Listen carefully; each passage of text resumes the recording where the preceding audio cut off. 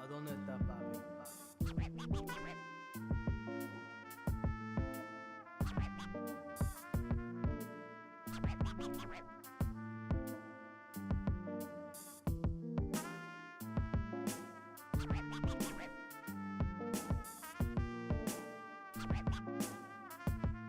¿A dónde está papi?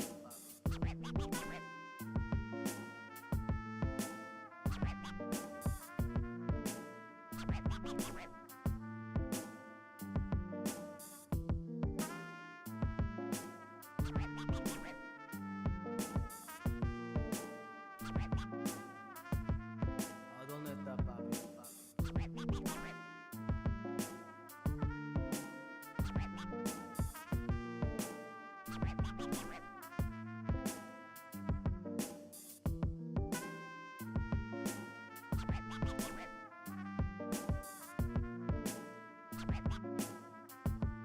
¿A dónde está papi?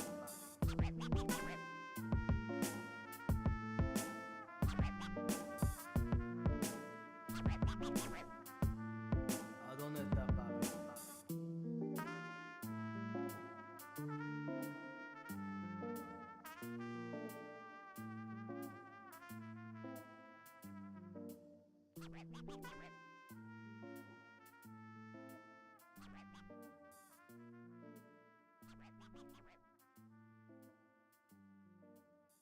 ¿A dónde está papi?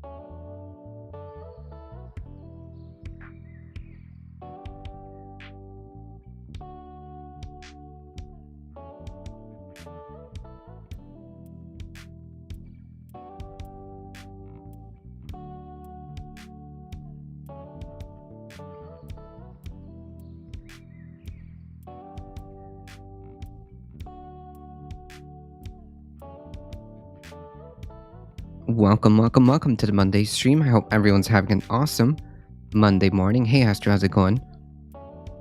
Deep speaking truth to power and the seriously of hard thinking. Well, we try here. It is Monday. It is indeed Monday.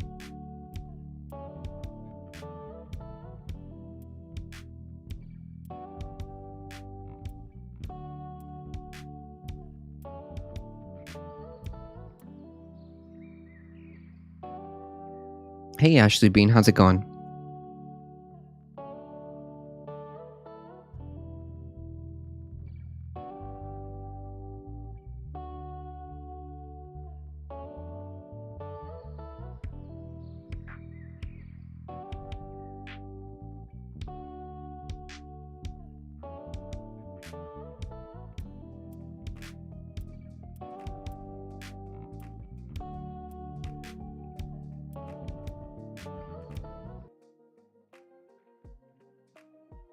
Hey, Tendera. Hey, Hambelis. How's it going? Good morning.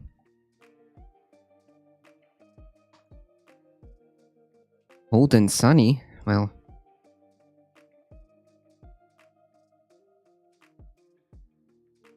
at least it's sunny, right?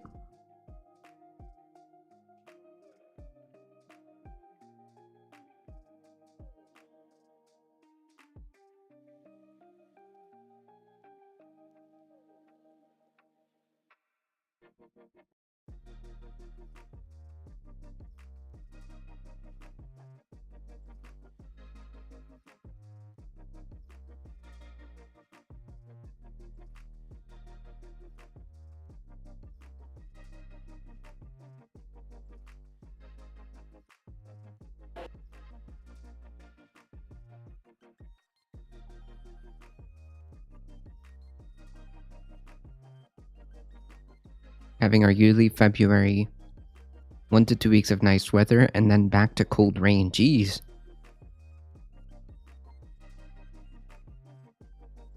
Well, here in South Florida, we have a couple of days of weather that isn't a hell, that isn't hell on earth, and then it's back to hell on earth the rest of the time. There's like 83 main water breaks in Detroit that's causing sinkholes, and the news cameraman fell into the sinkhole trying to report it. Jesus. Yikes.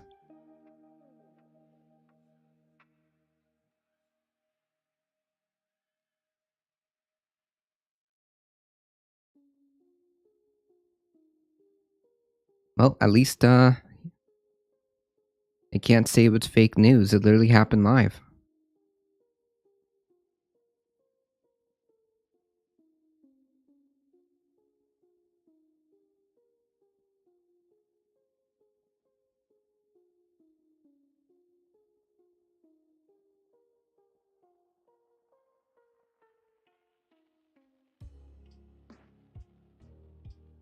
Alright, folks, we do have a few headlines to go through. We're going to take it easy today.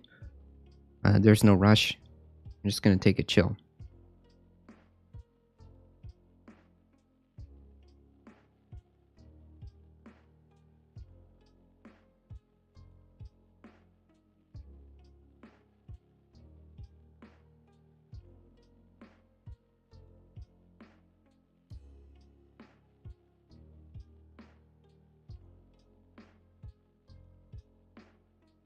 First off,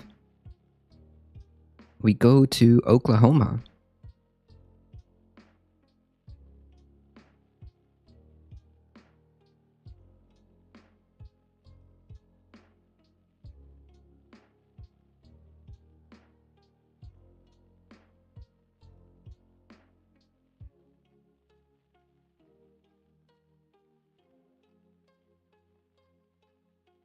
Oklahoma proposed bill would fine teachers $10,000 for contradicting a student's religious beliefs. Yep.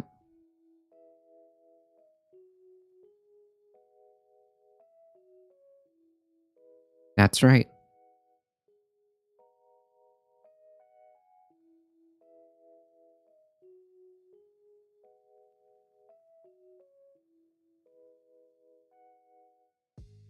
The Facts Don't Care About Your Feelings group is very much in their feelies when it comes to facts.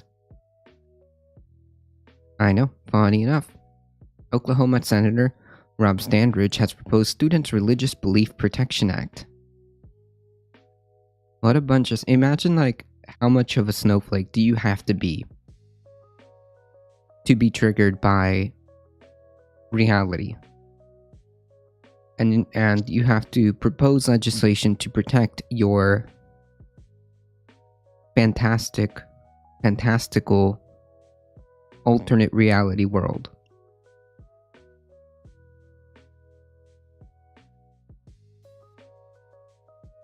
Proposed Students' Religious Belief Protection Act, which includes an option to sue teachers $10,000 for contradicting a student's religious beliefs. In fact, the bill forbids school districts to employ a person that promotes positions in the classroom or any function of the public school that is in opposition to closely held religious beliefs of the students.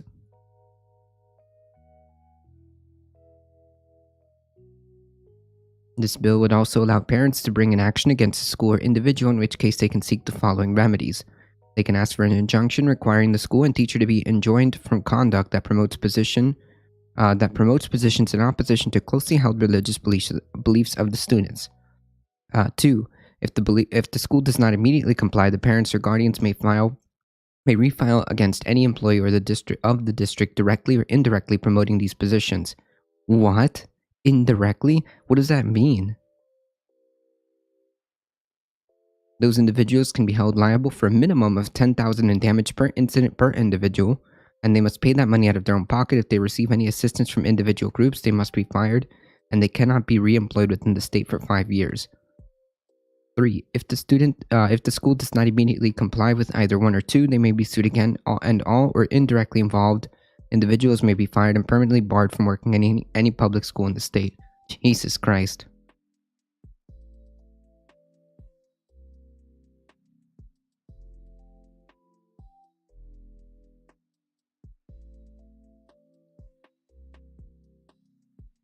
Hey, Haman, how's it going? So does that go for all religions? It doesn't specify, but we all know. That's right, homonym.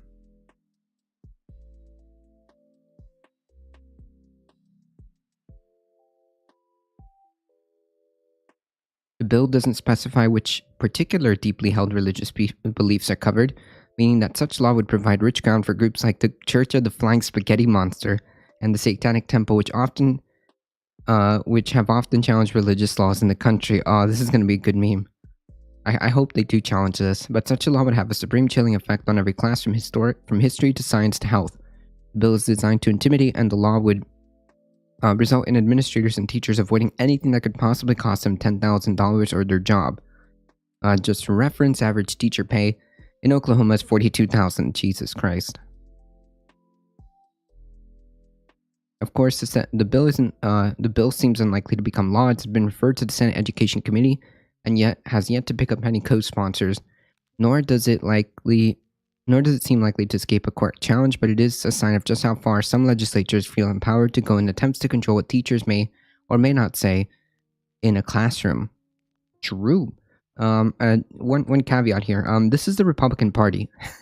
Just to be clear. This is the Republican Party. So, yeah.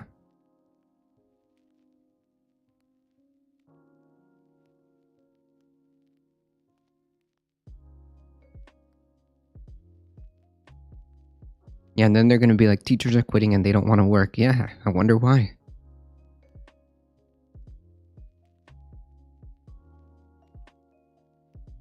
The freedom crowd seems to be very, very, very comfortable with curtailing freedoms of others.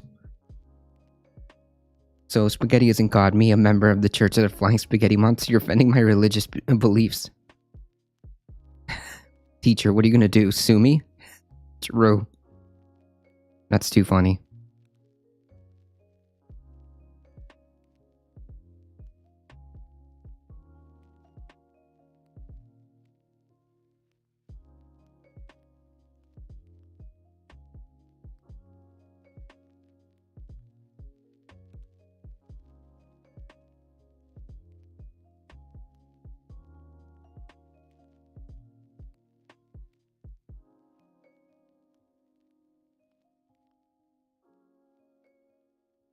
Is it going to be like they can't teach anything with sins, like the Holocaust? Well, anything that offends a religious belief can be challenged. According to the way it was written, according to the way it's being proposed, anything that challenges or offends deeply held religious beliefs, whatever that means. Yeah, no, this is actually anti-free speech stuff. Like, actually, this is the Republican Party of Oklahoma attempting to coerce.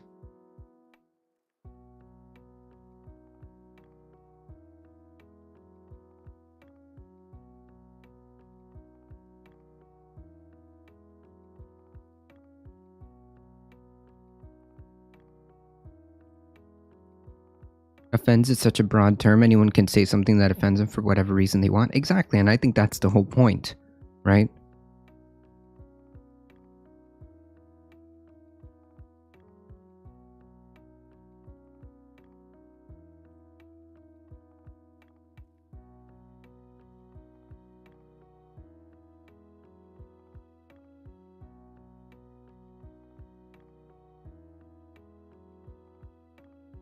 That's the whole point.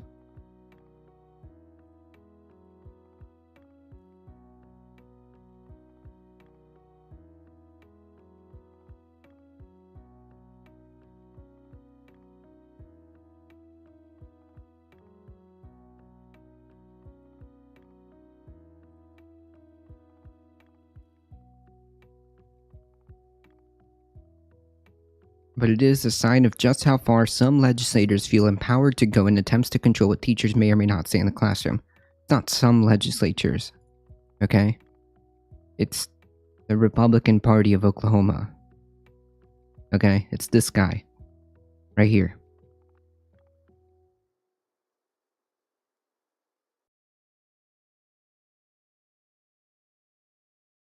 Right, Jesus? Oh my god. Yeah, exactly. Can you imagine? If this becomes like a reality, which I'm sure in their worldview, that would be ideal in their worldview.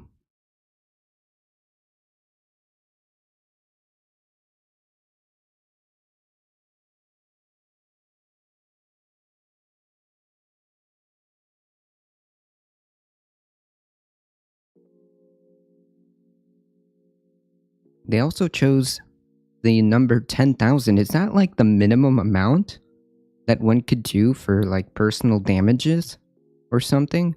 Because that's the exact same amount that because that's the same amount that will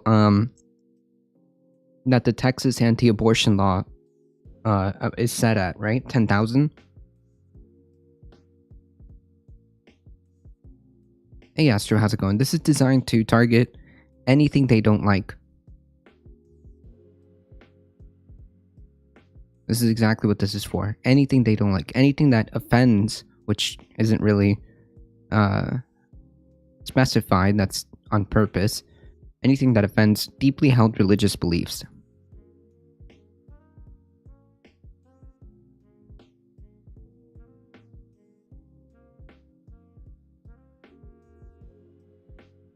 Well, the thing is, it's not against like a particular people or group, Astro. This is just designed against the teachers teaching certain things.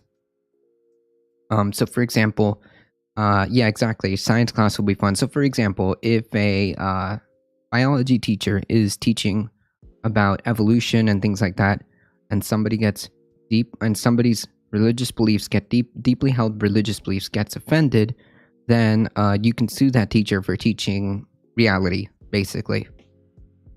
The realities of evolution.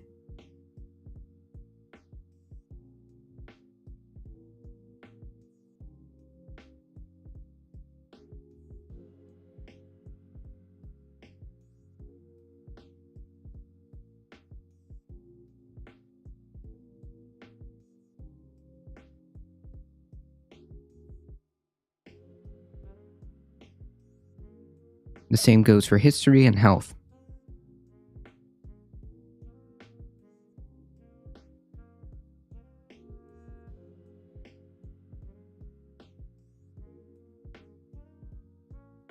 So could I say that evolution is a religious belief? I mean, I guess you could. It doesn't specify. It's supposed to be broad on purpose. You could say that teaching Christianity deeply offends. You could say that teaching anything related to Christianity offends my deeply held religious belief of reality. Of reality.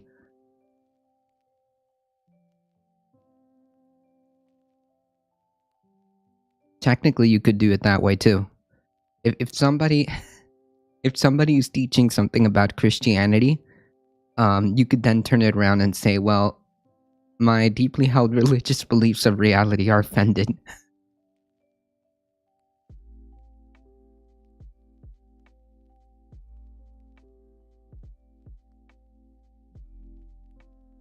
I will sue the shit out of every teacher that offends the Church of the Flying Spaghetti Monster. True. True, that is our one true God. The Flying Spaghetti Monster.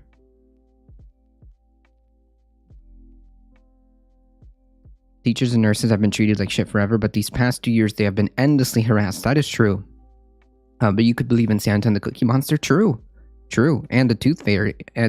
Yes, if that is my deeply held religious belief, and apparently if some teacher wants to shatter that fantastical world I've created in my head with some facts and logic, that I could sue them because my fifis got hurt. And yeah, that's the whole point. The whole point is to chill, to create a chilling effect in the classroom. That's basically what its intent is for this proposal. And it should worry people that the Republican Party in Oklahoma is even thinking about proposing such nonsense, right?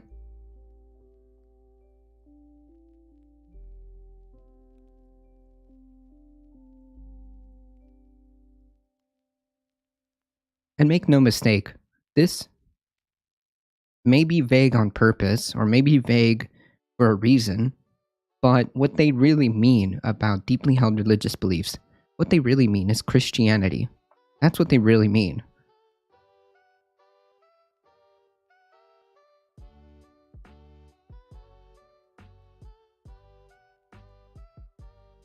So could a teacher come in rainbow clothes? If it offends deeply held religious beliefs, the purpose of this, should it ever become law, the purpose of this, should it ever become law, is if anyone gets offended by that, then they would be sued. So it's to cause a chilling effect on free speech. It's to cause a chilling effect in the classroom to learn about reality. Because what this really is intended to is to protect radical evangelical fifis. That's basically what it is. Okay, make no mistake. The only purpose of even thinking about, of even dreaming about drawing up such a proposal is to protect evangelical fifis, right? That's what it is. That's it. By deeply held religious beliefs, they mean Christian, evangelical Christians. That's what it is.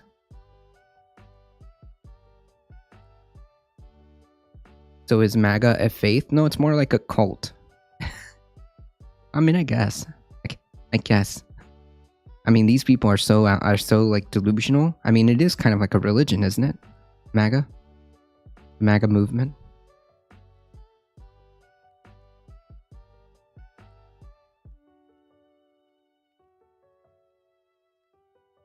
This is what I mean by, like, when Republicans talk about freedom and talk about free speech and all this other stuff, they really mean the other stuff. Right? Because every time they actually propose legislation, like legitimate legislation, not talk about it, not make a grandstanding, not making grandstanding sophistry on the Senate floor or on the House floor. When they actually propose legitimate legislation, they actually mean the opposite. They actually mean the opposite.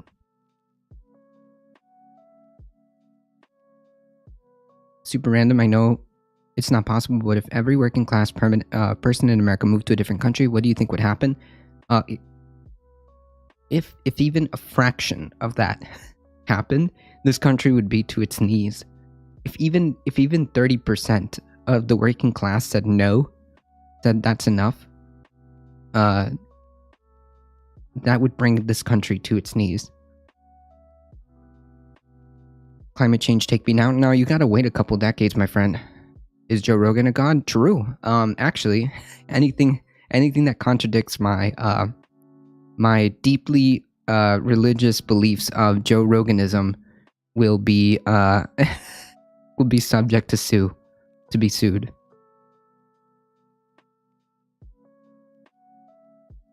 Howdy. Thank you for the follow, Oni75.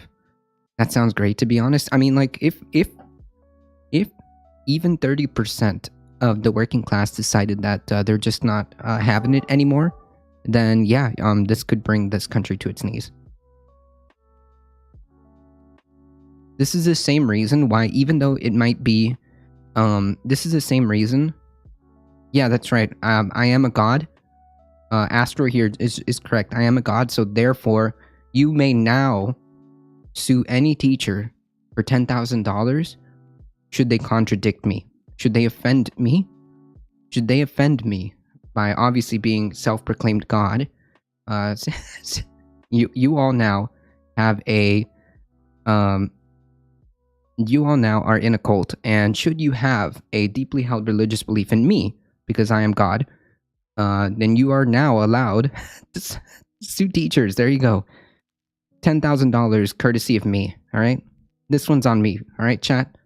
Just go sue your teachers should they offend anything that contradicts what I'm saying.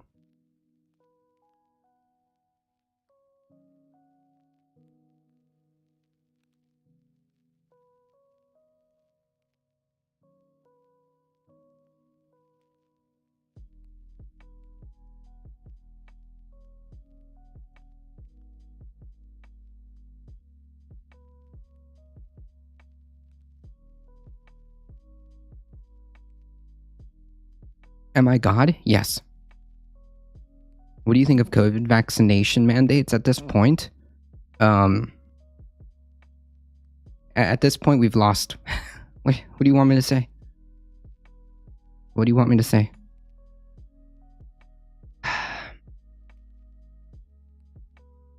The reality is vaccines work. The reality is you should get vaccinated. That's my position on that. Ultra based. Yeah, exactly. You see that, homonyms? You see that? I now give you permission to sue teachers for $10,000 for contradicting. If you guys feel like you've been offended by a teacher contradicting my worldview, because I am God, of course, then you can sue them for $10,000. There you go.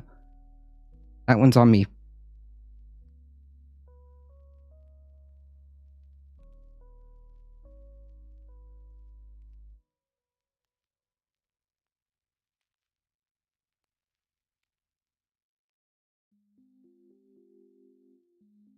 Anyways, when we talk about when we hear Republicans talk about free speech, when we hear Republicans talk about freedom, just know that they mean the other thing. They mean freedom to they mean freedom for you to do what they want, right? That's what they really mean. Trump or Biden? Jesus, why am I reduced to those two options? Can we get someone better?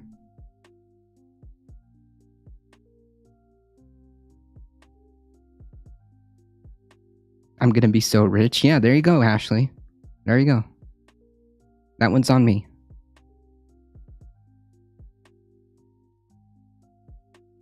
Kanye, why are you giving me these horrible options? I don't want another celebrity. Kanye's not really well. Kanye's not really well, so I'm gonna take a pass on that. Good morning, Alio. How's it going?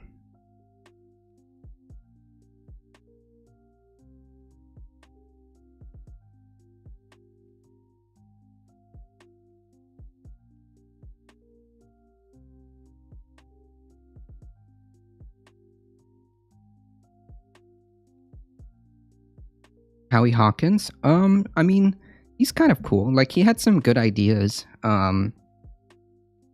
It's just that, like, well, at least his platform wasn't that bad, like, on principle. At least some of the things that he was talking about in his platform wasn't bad. If you're God, you owe me an explanation of a lot of things. Listen, Jesus, you're just gonna have to trust me, okay? I am God, and everything I say is the law. That's it. Yeah, exactly, Thandera. When they talk about freedom and their free speech or whatnot, they mean their freedom. Good memes. Good memes. And like I keep illustrating, this isn't like some one-off incident, right? Just to be clear, I'm not like zooming in on just one incident, right? This seems to be like a pattern. For example, the Texas anti-abortion law, which forces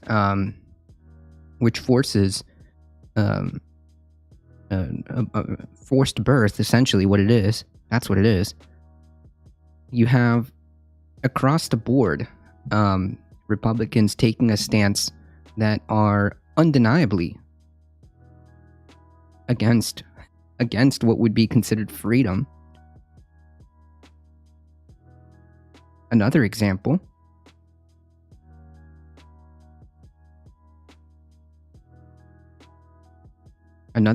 would be some of the laws proposed in Florida, right?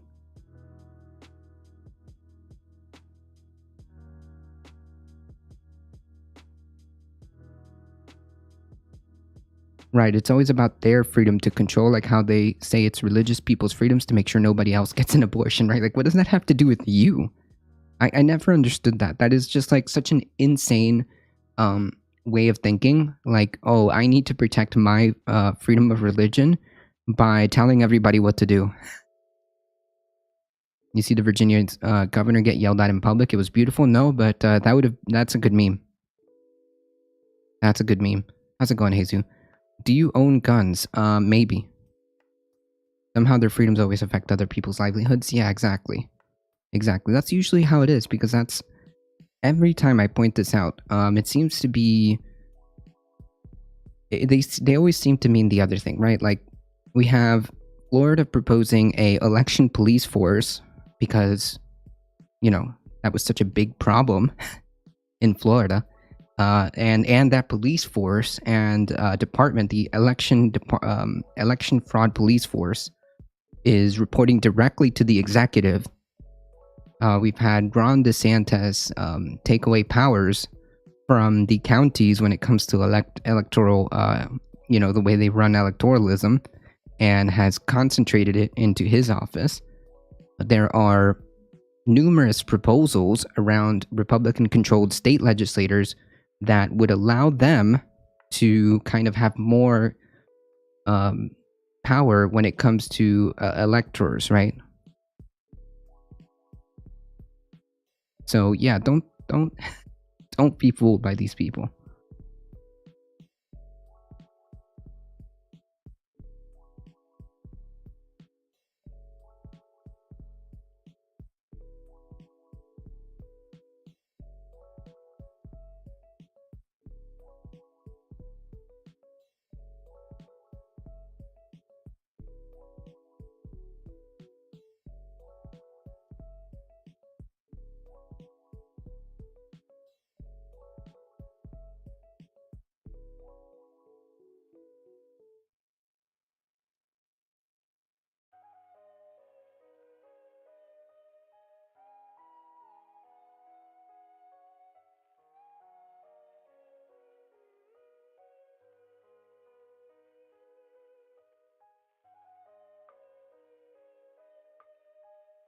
Here we go. This is what I'm talking about. Among the dozens of election reform and changing rules regarding how voters cast ballots, several have diminished Secretary of State's authority over elections and shifted aspects of election administration to highly partisan bodies such as the state legislatures themselves, which that should worry people. Don't worry, I'm good. I have the power.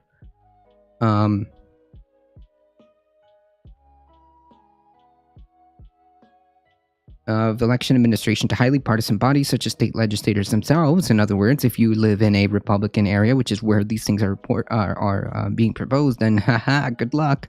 Or unevenly bipartisan election boards.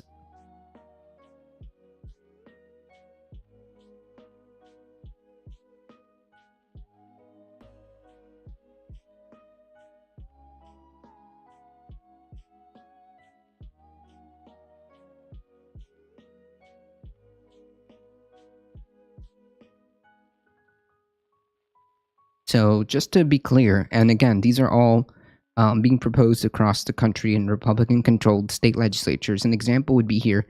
Each law was enacted by a Republican governor or Republican-controlled legislator voting to override Democratic governors' vetoes.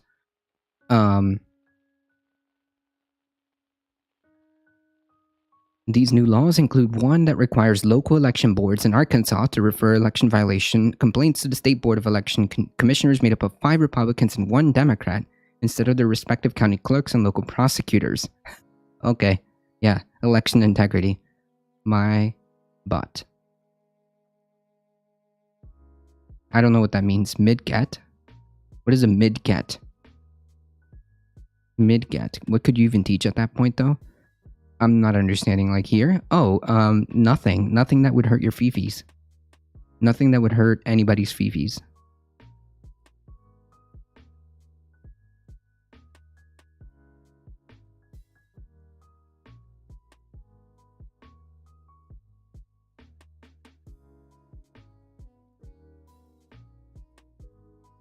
Arizona Democratic State Secretary of State Katie Hobbs can no longer represent the state in lawsuits defending its election code. That power now lies exclusively with the Republican Attorney General. Good memes. In Kentucky, where Republican Secretary of State and Democratic Governor Beshear were heralded for their bipartisan collaboration to give electors absentee or early voting options they'd never had before.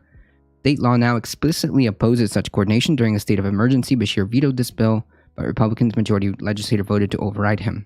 In Montana, then Governor Steve Bullock used his emergency powers to authorize counties to conduct all mail-in elections for June and June primary and November election. Each county opted to do this in June, and about 80% of the 80% of the state counties, including the 8 most populous, did so in November. But in April, Republican Governor Greg Gianforte signed into law barring governors from changing election procedure law unless the legislature signs off on it. Okay, well, I don't really care about that one. You need to lift, bro. Sir, this is a Wendy's. This is a Wendy's.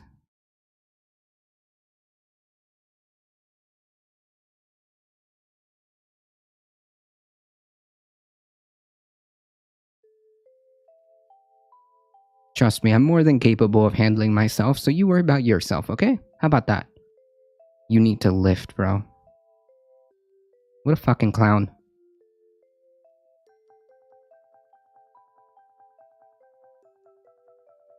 Right, or like basic science.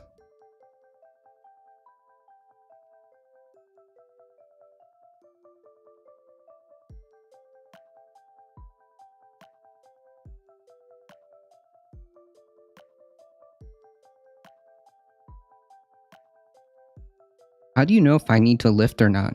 Do you know a single thing about me? That's a good meme. I don't care if this is a Wendy's. You need to lift. True. Sorry, homonyms. That's true. I do. Wait, hold on. You know what? Maybe this person's wrong. Right. Maybe I do need to lift.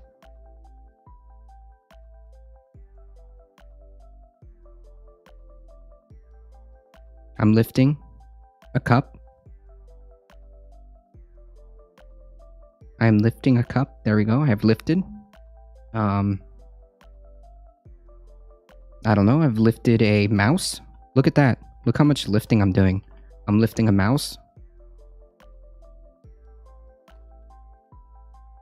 There we go. I've lifted a mouse. I don't know. Maybe I should lift a cup. Oh, how about a tablet? I should lift a tablet over here.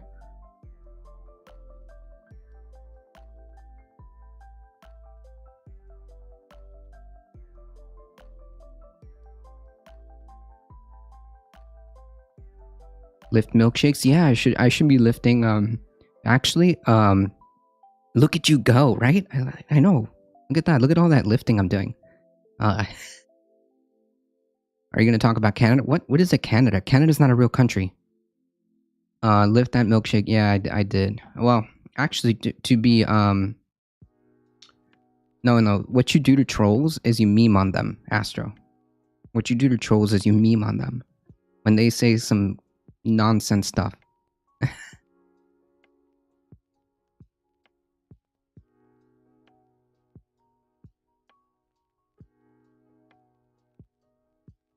Anyways, back to actually important stuff.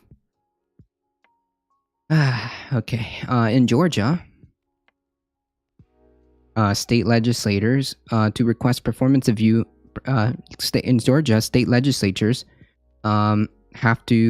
state legislatures can request a performance review of local election boards if the state election board, which currently has 3 Republicans and 1 Democrat, determines a review yields enough evidence of wrongdoing or negligence. The state will appoint a superintendent who will take on local multi-personal board responsibilities, including hiring and firing power and certifying elections. That means they can kind of finagle elections if they wanted to. So again, this isn't just like some random thing that I made up. This isn't some like one-of situation. This is a continued pattern that across the board, Republicans seem to be very, very, very inclined or very comfortable with the fact that with proposing bills, legislation, executive orders, curtailing people's freedoms. I was told that if you feed a troll, they grow. Exactly, so you don't feed the trolls. You don't give them what they want.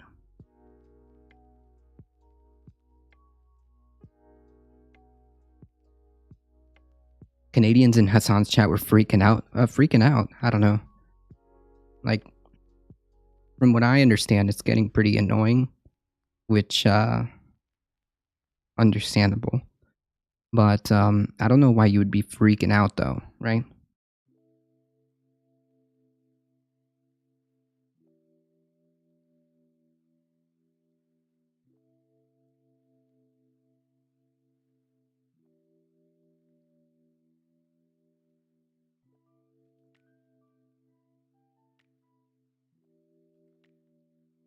Hassan was like, shut up or we will invade. True. True. You have no power here. Exactly. You have no power. No, there's no... True. Canada's not even a real country anyways.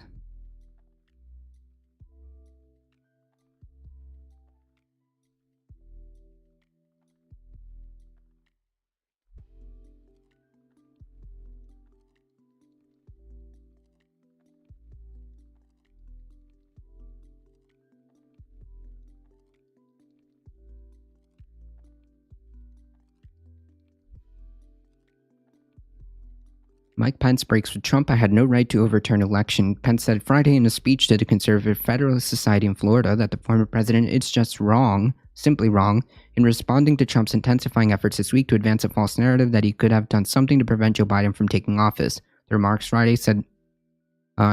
Friday mark his most forceful rebuttal of Trump to date.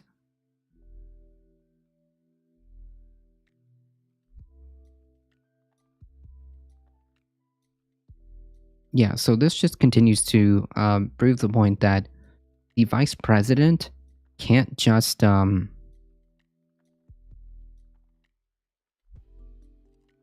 vice president can't just determine an election, right? Like, that's not how this works. This is just to show how ignorant and how delusional Donald Trump is, thinking that there could have been a possibility for, the vice president to overturn the election results. No, that's not how this works. It is at best, a dubious understanding of how the process works. And it just goes to show that Donald Trump was willing to do whatever, in whatever means possible, to maintain power. And this is the man who still has massive support from the Republican Party as well. I think Canada is a real Commonwealth country. Nah, I don't know what a Commonwealth country is.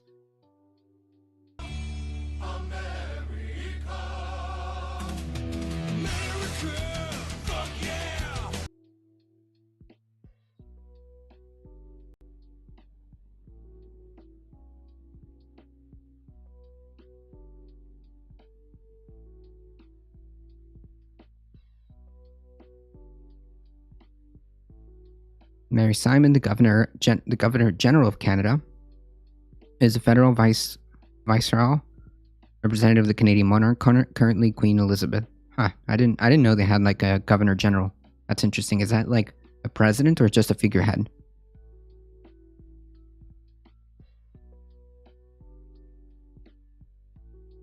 Because I thought they had a prime minister.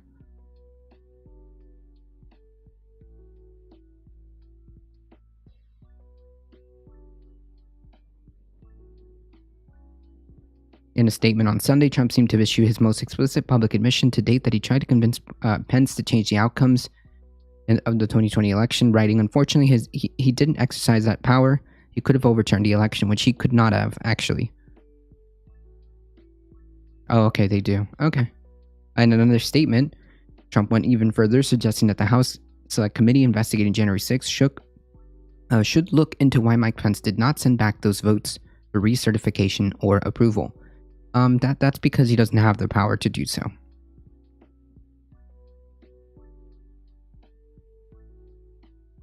I looked at some comments to see what Republicans think about it, and they hate Pence. Yeah, they hate Pence because Donald Trump still has he still has a large enough grasp on the Republican Party base, especially that they will turn on anybody who doesn't agree with the dear leader. At the Federalist Society gathering, Pence defended his decision, saying, "Under the Constitution, I had no right to change the outcome of our election. The president belongs to the American people and the American people alone. Frankly, there's no idea more un-American than the notion that any one person could choose the American president." So basically, he's like, this is why they hate him too. He just basically said that Donald Trump, like the notion that Donald Trump thought that he could have Mike Pence overturn the election is un-American. He basically called Donald Trump by that chain of logic un-American. And yet somehow this guy still has a massive hold on the Republican base and Republican Party.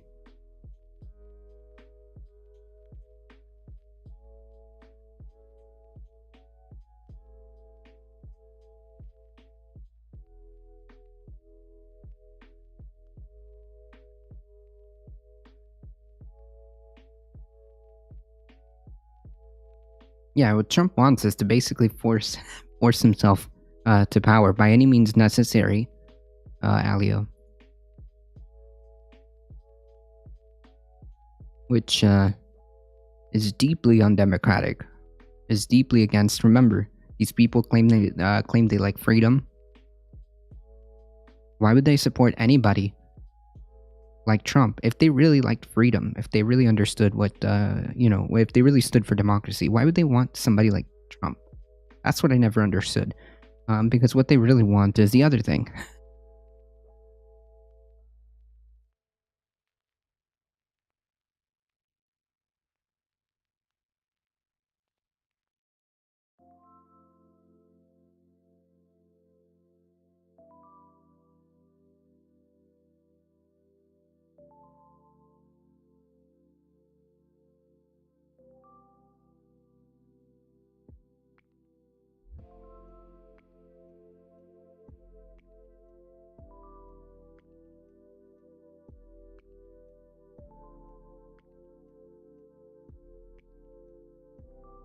If Republicans want to pay $900 million to keep Trump to run and stay in office, let them. No, I don't want him to run.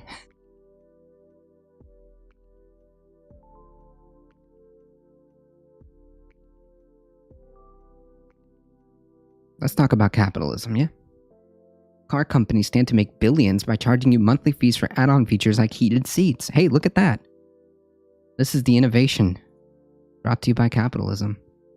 How would you feel about paying $5 each month for the ability to unlock and lock your car from a distance through an app?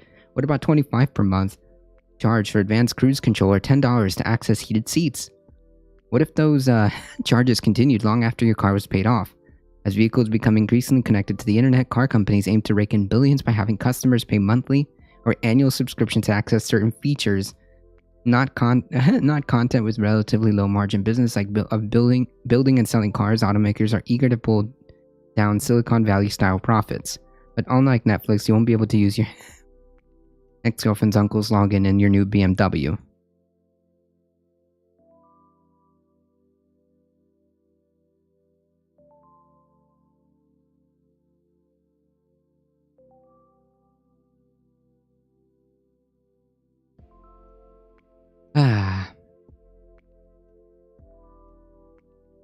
It's okay, my friend. It's gonna be good. It's gonna be okay. It's gonna be okay. Why don't we just not buy those?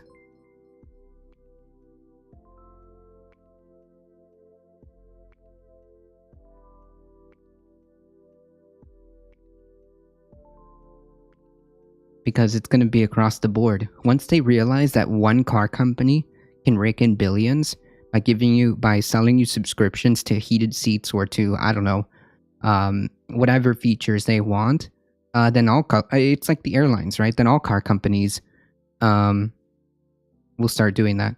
Keep the cars we have unless it's already added. True, but I mean, as things progress, yikes.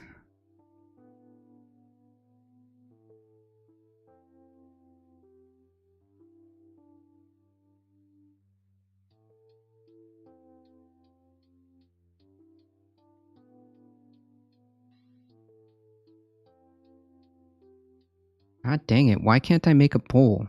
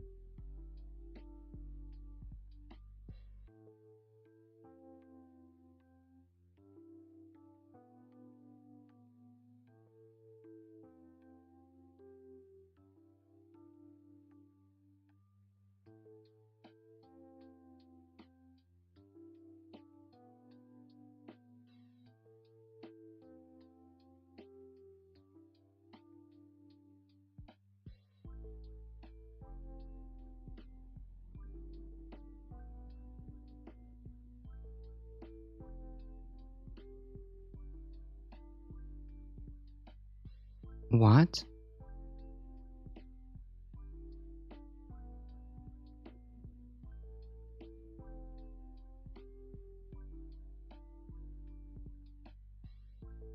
Fine.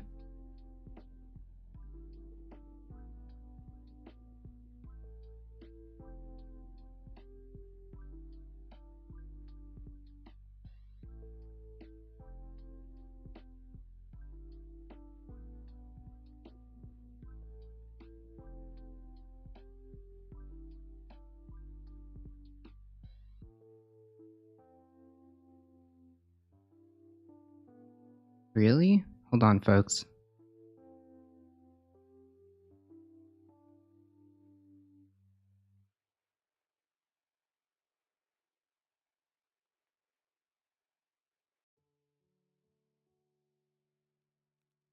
How long before they charge just to turn it on? I mean, they already plan to do it so that you can buy an app so that you can turn it on from a distance.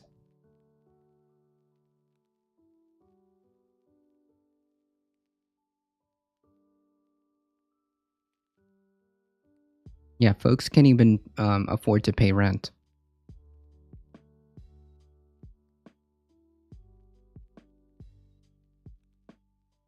For automakers, the advantage of this model is clear. Not only do they get a stream of recurring revenue for years after initial product, they can hope to maintain a long-term relationship with the customer and build brand loyalty. Jesus Christ. Corpo speak. This approach can also make car makers to streamline manufacturing by building cars to more uniform specification. Mark Wakefield, who runs automotive industrial practices, told Insider, down the line, owners can add on the features they want a la carte. It's all made possible by the advent of over-the-air software updates, which were pioneered by Tesla around a decade ago and are now entering the mainstream.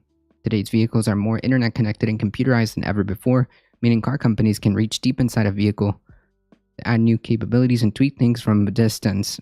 Yeah. Okay. Brands including Lexus, Toyota, and Subaru invite owners to pay for convenience of being able to lock or start their cars remotely through an app. Jesus.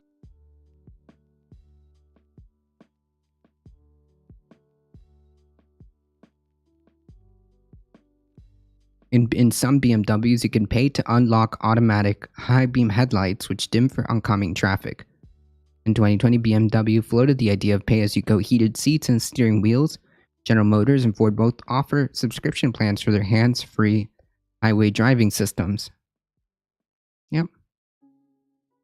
Some people may welcome the ability to only pay for the features you actually want rather than a big bundle of add-ons, but car companies still haven't figured out exactly what customers are willing to pay for and what it feels like a frustrating frustrating upcharge. Yeah, because all these things could technically be available, but they're being put behind a paywall so that they can milk more money instead of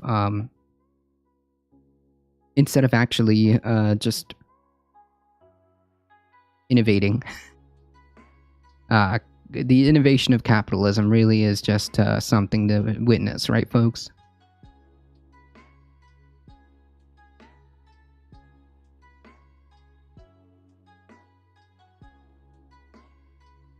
I don't know about Starlink.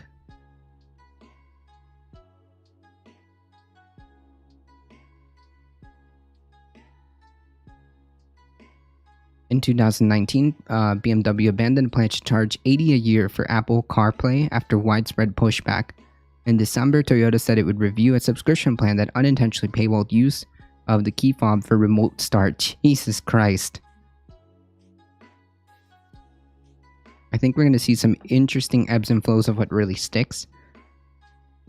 A JD Power survey published in January found that 58% of people who use an automaker smartphone app wouldn't be willing to pay for it. Yeah, exactly. Like, what are you talking about?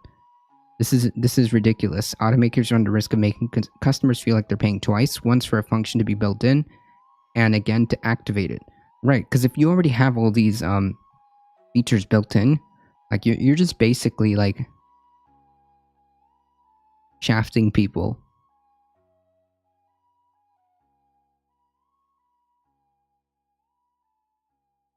Still, automakers see dollar signs, which is I know this is ridiculous, but their only thing that they care about is the dollar signs.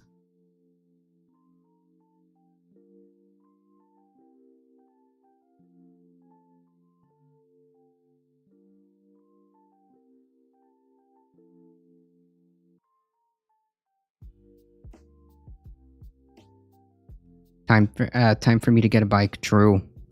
Over-the-air capabilities open huge opportunities for car makers to introduce new subscription pay-per-use features over time.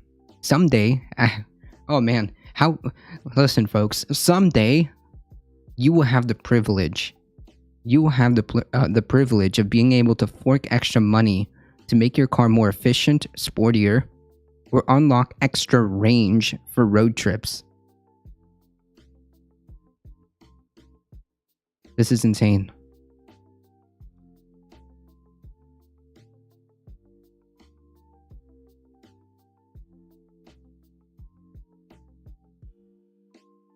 You know what else that means? That also means that they could also technically throttle your car's. Effectively, what they're suggesting here is that they can throttle your car's performance. In other words, they may make it seem like your car isn't doing that well. They may make it seem like after a while, software updates that make the car go, the software updates that make the car go will eventually be updated, continuously updated until it's outdated, and will force planned obsolescence. That's the goal here, and make you get a new car. It sounds like a mobile iPhone game where you have to pay to do anything. True. But this is worse. This is worse. This is like paying for an iPhone that after a couple of years, their software updates get to the point where it forces you to buy a new phone. Because think about it. If they have the capability of making your car more efficient, sportier, or unlock extra range, extra miles for your road trip, then why not make them effectively planned obsolescence? So basically, like if Apple made cars, yeah, exactly. Exactly. Like if Apple made cars, but it's everybody. Truly, the pinnacle of innovation when it comes to capitalism, right? Truly. Does this sound like a good system?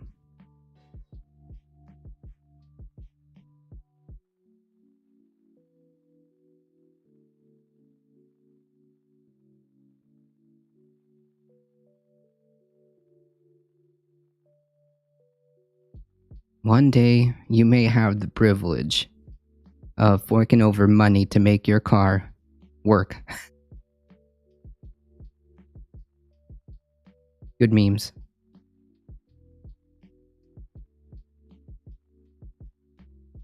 Good memes.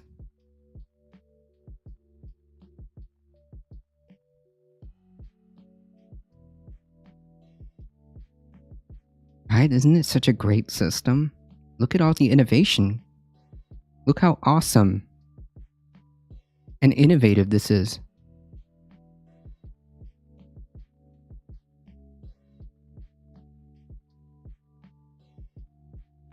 Great meme.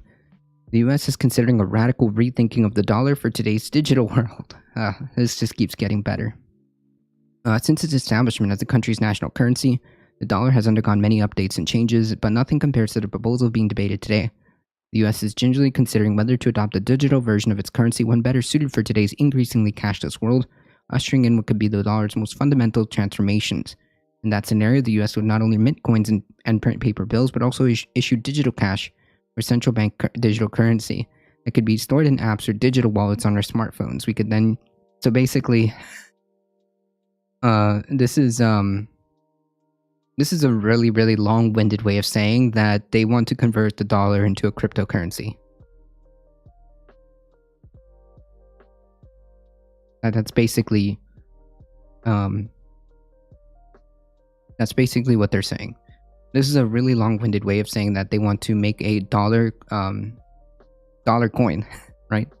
Like Dogecoin, but like dollar coin, Bitcoin, but instead this is dollar.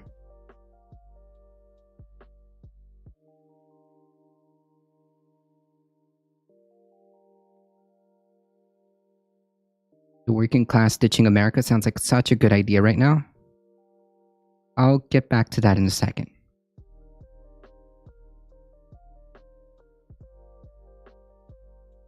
We could then use them to pay for things just like we do with Venmo or Apple Pay with no physical money would change hands. It's a vision of a cashless future that other countries are already embracing. China, for example, has unveiled the digital yuan. Yuan? Is that how it's spelled? Pronounced? I don't know. On a trial basis. India this week said it would create a digital rupee. Now the US is weighing in whether or not it wants to get into the game. Last month, the Federal Reserve released a much-anticipated paper laying out the advantages and disadvantages of digital currency. I mean, like, the infrastructure that would be required. Yeah, Americoin, Freedom Coin. Freedom Coin. The Fed said it's the first step, meaning to kickstart an important conversation along policymakers to gather feedback from average people to some of the country's largest financial institutions. Here's what to know about the digital dollar. Policymakers stress that these are early days yet, and there's a lot to be hammered out. Oh yeah, policymakers known to be very well versed in digital currency, and yet there's a lot to be hammered out. In all transactions, the transactions conducted with digital dollars probably wouldn't seem too different from existing private alternatives that allow us to pay for things from bringing our smartphones next to digital readers. China, for example, allows digital yuan payments in cities in which the country is piloting its digital currency, allowing citizens to make payments via an app set up by the government. I mean, like, I don't know about this. I don't know about this because, like, we know the potential problems with like cryptocurrency, and we know that this could pose also a lot of security risk, because if it's on the internet, if it's connected online, it could be hackable. One could essentially manipulate one could imagine a scenario where theoretically one could just create I don't know, a bajillion Americoins, right? Reducing or eliminating fees is one benefit, and you can make a contactless payment today. It may seem immediate, but according to Christian Carlo, a lot happens behind the scenes. My mobile device tells his mobile device to inform a whole series of banks to confirm who I am, how much money is in the bank, and that there's enough money to move. Yeah, but I think that's fine. Like, if you want to have We already have the ability to pay for things digitally. We have things like PayPal, right? I just don't know if we should like make a cryptocurrency effectively or the dollar. I'm not 100% sold on this. At each step of the way, there are transaction fees. They added up to more than 110 billion, which is generally shouldered by businesses. With a digital dollar, you could in theory eliminate those middlemen. If you wanted to buy a sandwich, for instance, you could transfer money from a digital wallet to a cashier. It wouldn't necessarily entirely eliminate the non-government players. In China, for example, people who want to use a digital yuan can go to banks and add money to their digital wallets. Just by having digital dollars in circulation could put pressure on credit card companies and payment processors to lower fees to be competitive. That is, if enough people start using the Fed-run version. In China, adoption of the e-renminbi has been slow, given that private providers such as WeChat or Alipay are pretty much popular and entrenched. Another argument for creating a digital dollar is to open up digital transactions to Americans who don't have bank accounts. According to the Fed, more than 5% of households are unbanked.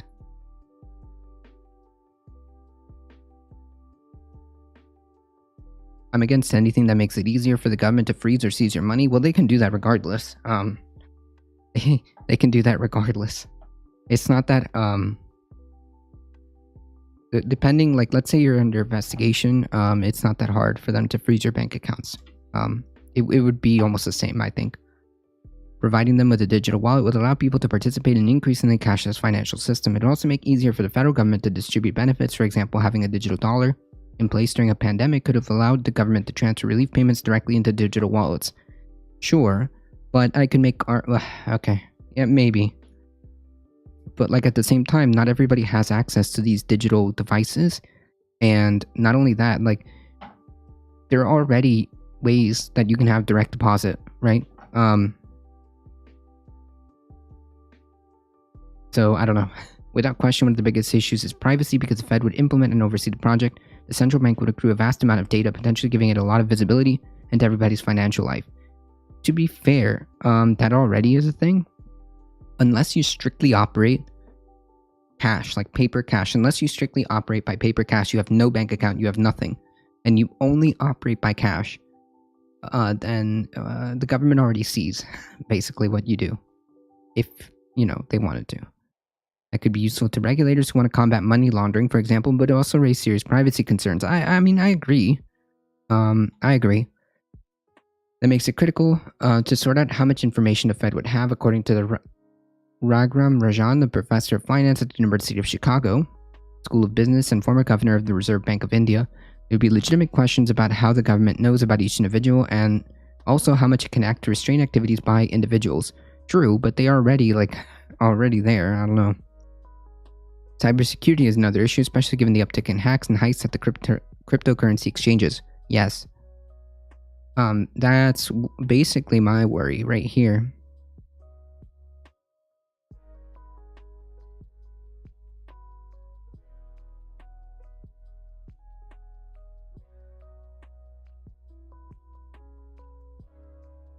That's basically what I'm worried. And if they do implement a digital dollar or digital Americoin, basically, then wouldn't that then mean that they could just print infinite money? In which case, then, like, doesn't that mean that maybe all of these things might be a little bit arbitrary? Just maybe. Maybe these things suddenly become arbitrary, and maybe things that, like, are actually important, like healthcare, could potentially be done. I don't know. To implement a digital dollar, the US government would need to modernize the country's financial infrastructure to stave off attacks, which, listen, even companies who have the highest levels of security, like PayPal, do get hacked. So, I'm sorry, but there's no guarantees.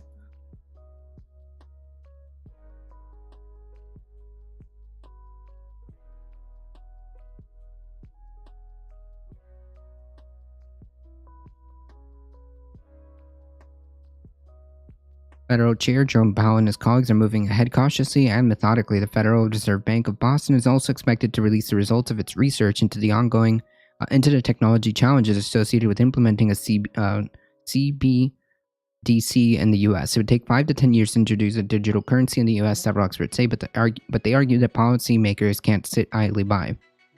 There's concerns that by moving slowly, the U.S. is letting other countries shape standards for national digital currencies, and popularity of the dollar could be diminished. Yeah, but I don't know. All it takes is like one good hack, and like all of that just kind of falls apart, right? After all, for decades it has been the world's primary reserve currency, meaning that many countries hold their reserves in U.S. dollars. But Powell has made it clear that he is in no hurry. Last year, a reporter asked a central banker whether he was worried that the U.S. was falling behind other countries like China. To which he said, "I think it's more important to do this right than to do it fast." Well, I'm not sold on this. I'm not sold on this. I'm not sold on the idea of making a digital dollar. As far as I can tell, there are more problems with this idea than there is benefits, right? This is the same reason why, well, some of the same criticisms that I levy against crypto would be the same here.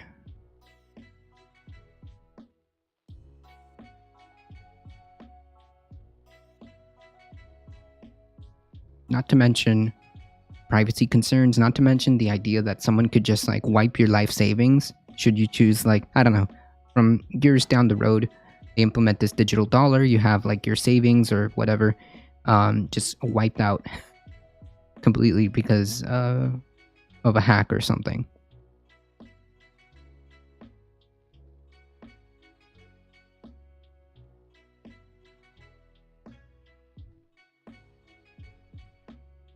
And this isn't something like far-fetched. Since I work in insurance, I've seen and heard many stories when it comes to fraud that folks, tell me that they've had thousands and thousands of dollars being stolen in crypto, So no.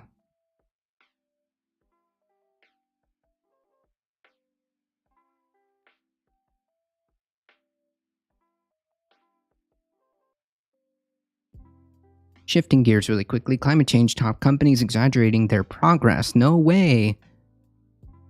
No way. You mean companies lie consistently about what they're doing? No way. You mean companies lie and continuously misreport the damage that they actually have done? Companies would never do that. I've heard someone had an HDD crash and lost several large value bitcoins. Yeah. Imagine that. Imagine if the Federal Reserve had a massive crash, and there goes your, there goes your money.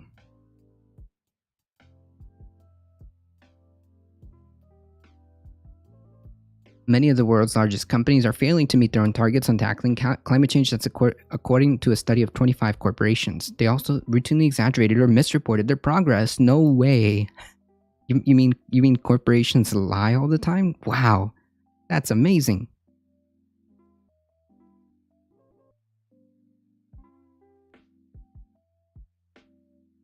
Google, Amazon, IKEA, Apple, and Nestle, of course, are among those failing to change quickly enough.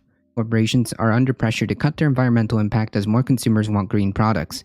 Some of the companies told BBC that they disagree with some of the methods used in the report and they were committed to taking action to curb climate change. That's corpo speak that I don't believe.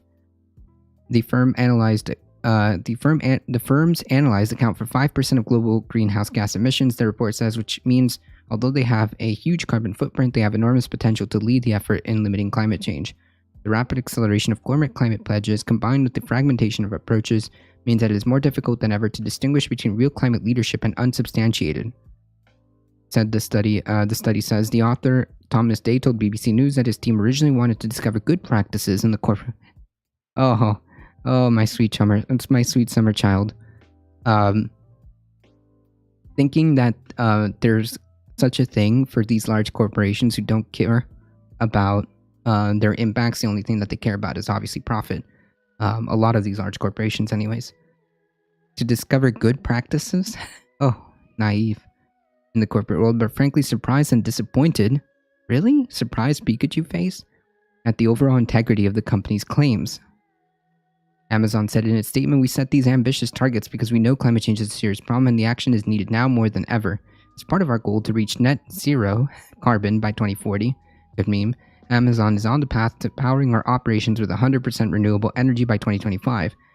Didn't they also attempt to fire employees who were trying to blow the whistle about their environmental impact, and then they had this whole lawsuit going on? Yeah, excuse me if I don't believe you. I bet we'll never know the true amount of damage. Yeah, I mean, it's clearly all around us." And Nestle commented, "We welcome scrutiny of our actions and commitments on climate change. However, New Climate Institute's Corporate Climate Responsibility Monitor report lacks understanding of our approach and contains significant inaccuracies." Like what? Okay. This is rich coming from the company that was comfortable with child slave labor. This is very rich coming from the company that's very, very, very fine with child labor. The Corporate Climate Responsibility Monitor was conducted by a nonprofit organization, New Climate Institute, and Carbon Market Watch. It looked at firms' publicly stated strategies to reduce greenhouse gas emissions in order to reach net zero.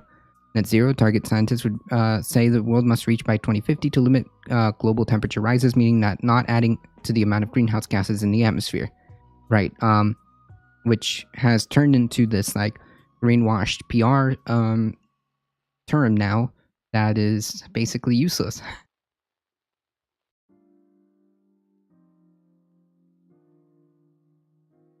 Achieving it means reducing emissions as much as possible, as well as balancing out any that remain by removing an equivalent amount.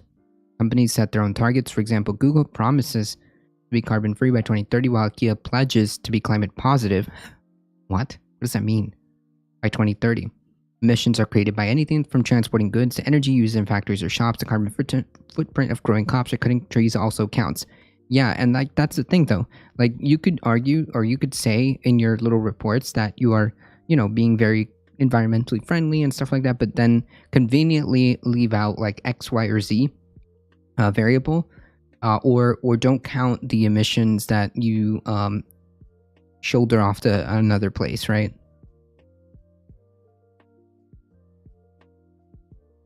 The study gave each firm an integrity rating. It found that some were doing relatively well in reducing emissions, but that all corporations could improve. None was given a rating of high integrity. It assessed factors like annually disclosing emissions, giving a breakdown of emission sources, and disclosing information in an understandable way.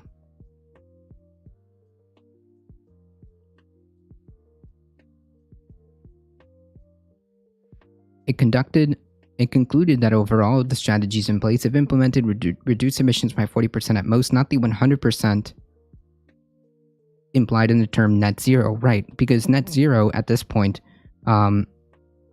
doesn't mean anything when it comes from, especially now, from corporations. It's been kind of greenwashed. It's a PR term now. They don't actually mean net zero. The reality is we should be real zero, right? That would be the goal of net zero, would be real zero. But of course, that's not what they care about. Trump took some of the National Archives in the White House to Mar-a-Lago. We'll never know everything that happened during his presidency. Oh, I thought they recovered those documents or records, right? If they recovered them, then we have them, right? Back in the National Archive, or I'm pretty sure that they recovered them.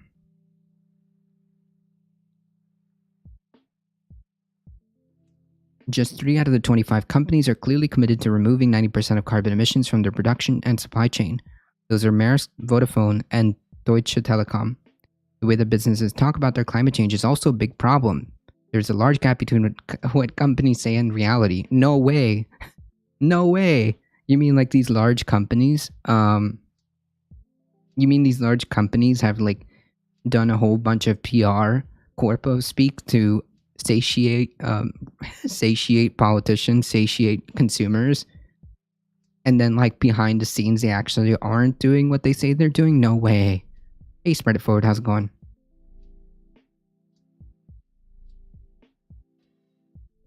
They did, but I don't trust it if he was able to do that. Oh, I see what you're saying. I mean, I suppose somewhere deep down he might have hidden some documents deep down. I don't know. Gross zero, not net zero. Yeah, basically, in other words, real zero. Companies' ambitious sounding headlines claim all too often to lack real substance. No way. No way. Surprise Pikachu face, folks. They actually aren't doing what they say they're doing.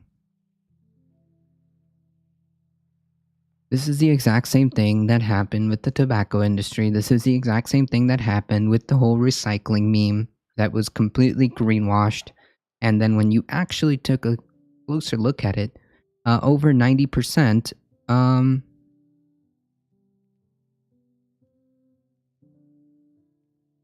of plastics aren't even able to be recycled. They just create new ones.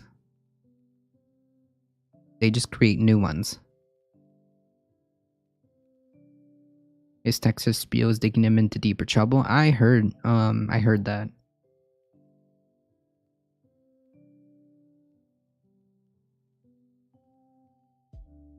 Mr. Day, whose team spent weeks poring over documents, said that the average person trying, for example, to choose a piece of furniture, technology, or buy food in the supermarket would struggle to make an informed decision. And that's part of like the whole deal, right? It's kind of part of the that's part of the greenwashing, right? Because a lot of advertising is geared to make people feel a certain way. And if you use nice terminology on your packaging when not actually doing that, then it might mislead people into thinking that they are actually buying a sustainable product or that they're buying X, Y, or Z because of their impacts or lack thereof on the environment. He said one of the most controversial areas was what are known as downstream or upstream emissions, ones that are created by activity indirectly linked to a company. Right. For example, the report says 70% of Apple's climate footprint is created by upstream emissions, including the consumption of electricity by consumers using iPhones, laptops, and other products. Many companies do not include these emissions in their climate plans. Right, which is again a form of greenwashing. And I talked about this just a moment ago. Right, they can say that it looks really nice on their front end PR, saying that look how much we've reduced and look how much we're not emitting. While failing to disclose the adjacent emissions that get shoved off somewhere else. IKEA told BBC News that it welcomed dialogue and scrutiny of companies' climate commitments and goals, and to ensure that they were aligned with the science of 1.5 degrees Celsius. The new report by Climate Institute is a constructive addition to this, and Unilever commented that while we share different perspectives on some elements of this report. What? We welcome external analysis of our progress and have begun a productive dialogue with the new Climate Institute to see how we can meaningfully evolve our approach. Google told BBC News that we defined the scope of our climate commitments and regularly report our progress in our annual environmental report, where energy and greenhouse gas emission data is assured by Ernst & Young. Apple did not respond directly to the report, but told BBC it has a plan to reduce its carbon footprint. Oh, okay, cool. So, trust me, bro. Trust me, we're working on it. The Corporate Climate Responsibility Monitor will continue to assess companies' pledges and release findings annually. The full list of companies analyzed is Maersk, Apple, Sony, Vodafone, Amazon, Deutsche Telekom, Enel, GlaxoSmithKline, Google, Hitachi, IKEA, Vail, Volkswagen, Walmart, Accenture, BMW, Carrefour, CVS, Deutsche Post, DHL. Oh, okay, DHL. I don't know. Eon SE, JBS, Nestle, Novartis, and Saint-Gobain and Unilever. I think that the oil and gas industry should be included in this.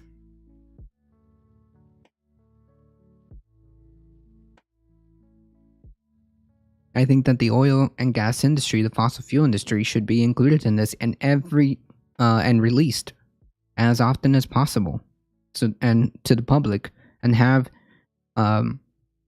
constant PR press releases, press conferences, reporting these findings to the people constantly. That's what they should be doing. Every time a new report, it's a new press conference, seeing how much lies these companies are spreading, right?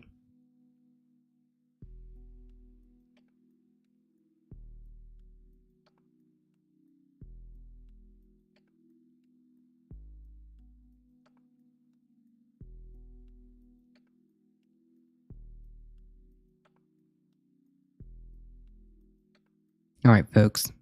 This one was sent to us by James Napper, so let's take a look at this video. I haven't seen it, so...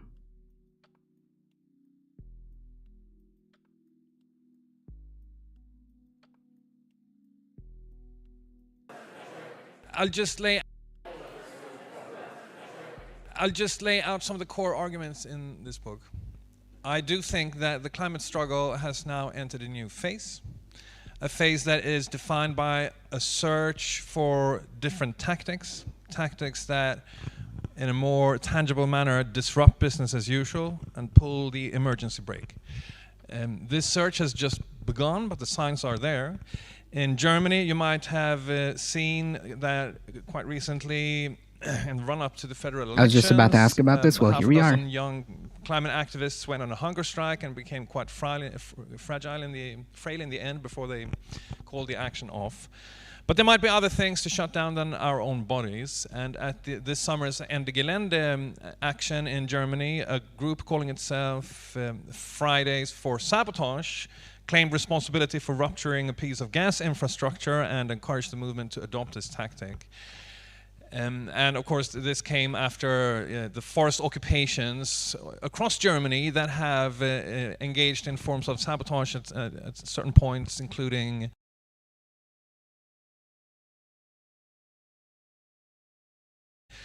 damaging equipment used in coal mining and things like that. In the UK, I think the Extinction Rebellion stepped up the ante a little bit when activists went to banks and smashed windows, and in their own perhaps a little bit peculiar manner, but we can discuss that later. I think Insulate Britain is manifesting the same search for new tactics. And to stay in the global north, the long and very bitter struggles of indigenous peoples in North America have spawned some quite desperate militancy. There have been trains carrying crude oil derailed by activists mimicking the actual signal of emergency brakes. And I think fossil capitalists should take notice here that new forms of resistance are coming. And there are two pressing complaints to be made about this search. One is it should have begun earlier, and two, more people should be engaged in it. We know, all of us know that the parts of the earth are already in the process of becoming unlivable, but this is not in need of repetition. This is something that everyone by now knows at some level of their consciousness, and still our governments allow fossil fuel companies to expand their installations for taking oil and coal and gas out of the ground. Now, something is going on in Glasgow. There is COP26. I haven't yet seen any real signals that would entail a massive change, but who knows, miracles sometimes happen. Let's hope that they happen now in Glasgow as well. It would be great, of course, if countries at the end of this summit have a real program for reducing fossil fuel production to... Spoiler alert, they didn't. To show, but we'll see if we end up there. So far, yeah, we can discuss the recent declaration by India and what's happening in that country, but let's just take one case, France, led by Emmanuel Macron, who was on the stage in Glasgow the other day and who poses as one of the most enlightened climate diplomats. Now, the single largest private company in France is Total, or the single largest company headquartered in that country, it's Total. And this year, it will commence construction of the East Africa crude oil pipeline, slated to be the world's longest heated oil pipeline, to carry more crude oil from the fields around Lake Albert, straddling the border between the Democratic Republic of Congo and Uganda, and then crossing through Uganda and Tanzania out to the coast. And this pipeline, ECOP, as it's abbreviated, will pass through 230 rivers. It will bisect 12 forest reserves, including habitats for a lot of endangered species. It will displace something like 100,000 people, farmers whose land will be lost. But yes, pipelines will never leak. Pipelines are cool, right? We could just trust we can just trust the large corporations that it's going to be all right. It's going to be okay. There's not going to be a leak. Only for the purpose of carrying what will be 216,000 barrels of crude oil per day, even more oil to the world market for combustion. And Emmanuel Macron is very enthusiastically backing this project as an amazing opportunity to increase the economic presence of France in this region. Right, and of course, this is usually the excuse that's being given by a lot of world leaders, including the United States, including Joe Biden. The idea, and even before Joe Biden and the Trump administration, this whole idea of energy independence, so on and so forth, consistently is being used as the cop-out to continue to prop up the fossil fuel industry and pump more oil. I'll return to this case shortly. We could take cases from virtually anywhere in the global north, to stay there again. In the US, Biden has been showering the oil and gas industry in licenses for drilling on public lands at a higher rate than Donald Trump did, at a rate you can't find unless you go back to the days of George W. Bush. 24 fossil fuel projects, new pipelines, new gas terminals underway in the US would alone cause emissions equal to 404 coal-fired power plants. And as for... Thanks, Joe. Thanks. Yeah. And then again, we have the audacity to get into the international stage and tell everybody that they're the one, and tell everybody what to do. The good meme. For the UK, you know, I'm sure that the government here is still legally bound to maximizing economic recovery of the oil and gas in the North Sea. That means pumping as much of it as possible. And there's no end to this. I could go on from country to country. But what can we do about all of this? Well, we could potentially destroy the machines that destroy this planet. Yeah, you're basically building in place a trap. 30 years down the road, 30 years down the line, African states will be pressured to be more green, but they'll turn around and say, yeah, but we don't have the infrastructure. We only have oil infrastructure. And we could say back nothing. It's true. We built it. Correct. And it's to continue to perpetuate this nonsense, this dying industry already that's so destructive. Like, never mind, like, obviously the global, the global emissions that will be down the line because this is already deeply disturbing enough. But like the ecological disaster, the ecological damage that will be done because they will leak. Make no mistake, these pipelines will leak. This massive pipeline will leak. The ecological disaster will be unmeasurable. Benjamin P. Dixon hosting, rating with a party of 34. How's it going, everybody? Thank you so much. I appreciate that. Welcome, everybody. Good morning. Thank you for the follow. I appreciate it. Good morning from Oregon. How's it going, sis cat? Samaline the Kind Dragon. How's it going? Welcome, everybody. If you guys don't know who we are a Difficult Truth. We do news and politics Monday through Thursday, 9 a.m. Eastern Time. And join us on Saturdays for Saturday Catterdays about noon Eastern Time. Make sure you hit the follow button. Okay, it's free. And you get 5 free emotes for doing so. Appreciate that. Thank you so much to the Benjamin P. Dixon Show. Please, if you haven't already, go make sure you check them out. Let me go ahead here.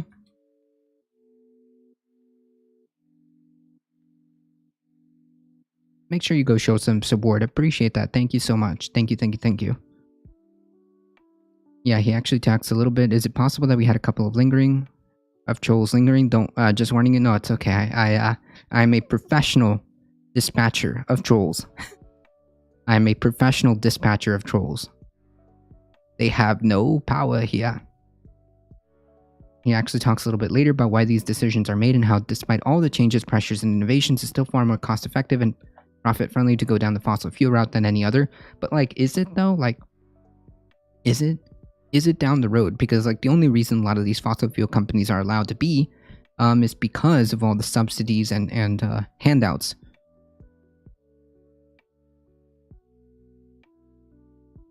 It's why I came here. Well, welcome. I'm glad. If someone has put... That being said, I could be wrong, so I'm just going to listen to see what this guy says. A time bomb in the building that you live, you are entitled to dismantling it. And more to the point, if someone has planted incendiary devices in the high-rise building where you live and the foundations are already under fire and people are literally dying in the cellars, then you might perhaps even have an obligation to go and try to take these devices out of business, out of operation. And this obligation is not diminished by the fact that those who live on the top floor, who have their rooftop pools and their helicopter pads at the ready, profit from these devices. This is the moral case for destroying fossil fuel property. And to state the obvious, it's completely separate from harming human. I think that there could be a better way of explaining this. Okay, Jesus. Bodies for which there is, I believe, no moral case. I understand. I understand that what he's trying to make, but I think there's a better way. Smashing a bank window and smashing someone's skull are two qualitatively different acts. The climate movement is beginning to contemplate the former, never the latter. Now, I think this, as a strictly moral case, I think this is overwhelmingly strong if the realities of the climate catastrophe are taken on board. On that premise, how could the physical integrity of fossil fuel property possibly be given precedence? Boris Johnson made what could generously be interpreted as an attempt recently when he defended the Cambo oil field, another of those new installations for the production of oil and gas and coal that we just can't live with. And he said, we can't just tear up contracts. So there is a contract with a private entrepreneur for establishing this oil field, and that contract is sacred, apparently, and therefore we have to respect it. But on this view, private property somehow stands above all other concerns, including... What he's trying to say is that the fossil fuel industry, the fossil fuel infrastructure is consistently put above the fossil fuel infrastructure, and these companies are continuously put above anything related to human beings and ecological stability, and are continuously put under the guise of like, oh well, we just have contracts, oh well, it's just like the cheapest way to go, we just can't do anything else. Like, that's what he's trying to get at. Yes, that, and it's also easy. I don't know all the legals in and outs of international trade agreements, but I'd imagine it's not super hard to get access to drill for minerals and fuels in very poor nations, and probably quite difficult to get planning permissions to build wind farms or rolling out enough solar panels. Right, which actually, we actually watched an interview from the Beckosphere with an interview talking about these wind turbines that, like, while they are good, and of course I support this idea, while they are good, it takes 3 years for them to get that planning phase. Then it opens up to public debate. Then it opens up to government agency scrutiny. Then it opens up to the legal fight for permits. And then by 10 years, 7 years at the earliest. That's fine. Let's be conservative. Let's say at the earliest, by 7 years, these offshore wind turbines will be operational. And obviously the problem with that is time. Is an advocate for climate militancy rather than climate protests. He proposes in his book, which he talks about, that the only real way to bring about change on the climate is to start physically disrupting the process that make fossil fuels profitable, which is why it's called How to Blow Up a Pipeline. Jesus. I mean, like, couldn't you argue that also, because, like, couldn't you argue that also a good strategy would be to mobilize the working class and to begin relating the working class with the environmental impacts and create strikes and essentially what would be disruptive. What would be disruptive? I mean, like, there's got to be other ways. Including the fate of advanced life on this planet, I think it's difficult. But at the same time, like, how? At what point? At what point do we say enough is enough? To formulate a philosophical case for that overriding sanctity of private property. At least if someone wants to make this case convincing, there is some philosophical work to do. How am I doing for time? 5-10 minutes, yeah. So another way to approach this moral question, I think, is to look at the question of violence and the causation of death from a little different angle. This summer, which of course was a season in global hell, in the middle of it, the journal Nature Communications published a study on how CO2 emissions cause people to die. So rising temperatures lead to excess deaths. And the scientists behind this study, true. Yes, Daniel Bretzer of Columbia University, had come up with a way to calculate just how many lives would be ended by 1 million metric ton of CO2 emitted in 2020 or 2021. And the number he came up with was 226 lives. So these will be the people dying from 1 million metric tons of CO2 emitted now. Through a lifetime of consumption, he concluded further, some 3 Americans would cause emissions sufficient to end 1 life, while it would require about 146 citizens of Nigeria to do the same. The more you consume and emit, the more people will die because of what you have done. And if that sounds violent, it's because it is. But these figures could be questioned on a number of grounds. And Bressler was quick to point out they are serious underestimates, as he only factored in mortality from a single climate hazard, namely exposure to heat as such. So he didn't count deaths from floods, storm surges, hurricanes, infectious disease, drought, and food supply shocks, and everything else that comes. Right, which, like, I mean, just in one instance, just in the heat waves themselves, I believe over 100 and something people died. Dozens died in a single flood incident.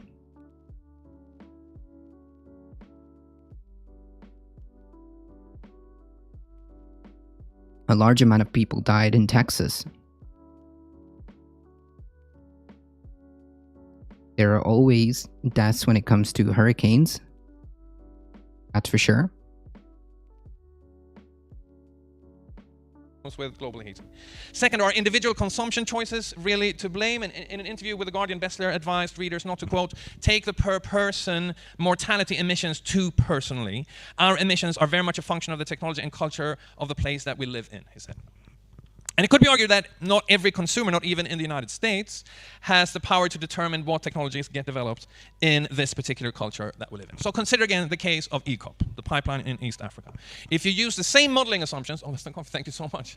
If you use the same modeling assumptions and the same metrics and criteria as Bressler did in his study, you end up with the figure of 7,661 human lives lost each year to this pipeline. But that's a massive underestimate, because it only calculates the number of excess deaths to be expected from the heat, the rise in temperatures and the exposure to excess heat caused by the emissions of this pipeline. In reality, it would probably be a very much higher figure.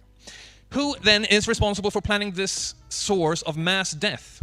Well, it would be the investors of Total and its partners, not the least in the form of the French president. Yeah, there's a lot of like factors that go into this, right? It is that private company's fault. It is the government that facilitates this. It is the system that encourages this.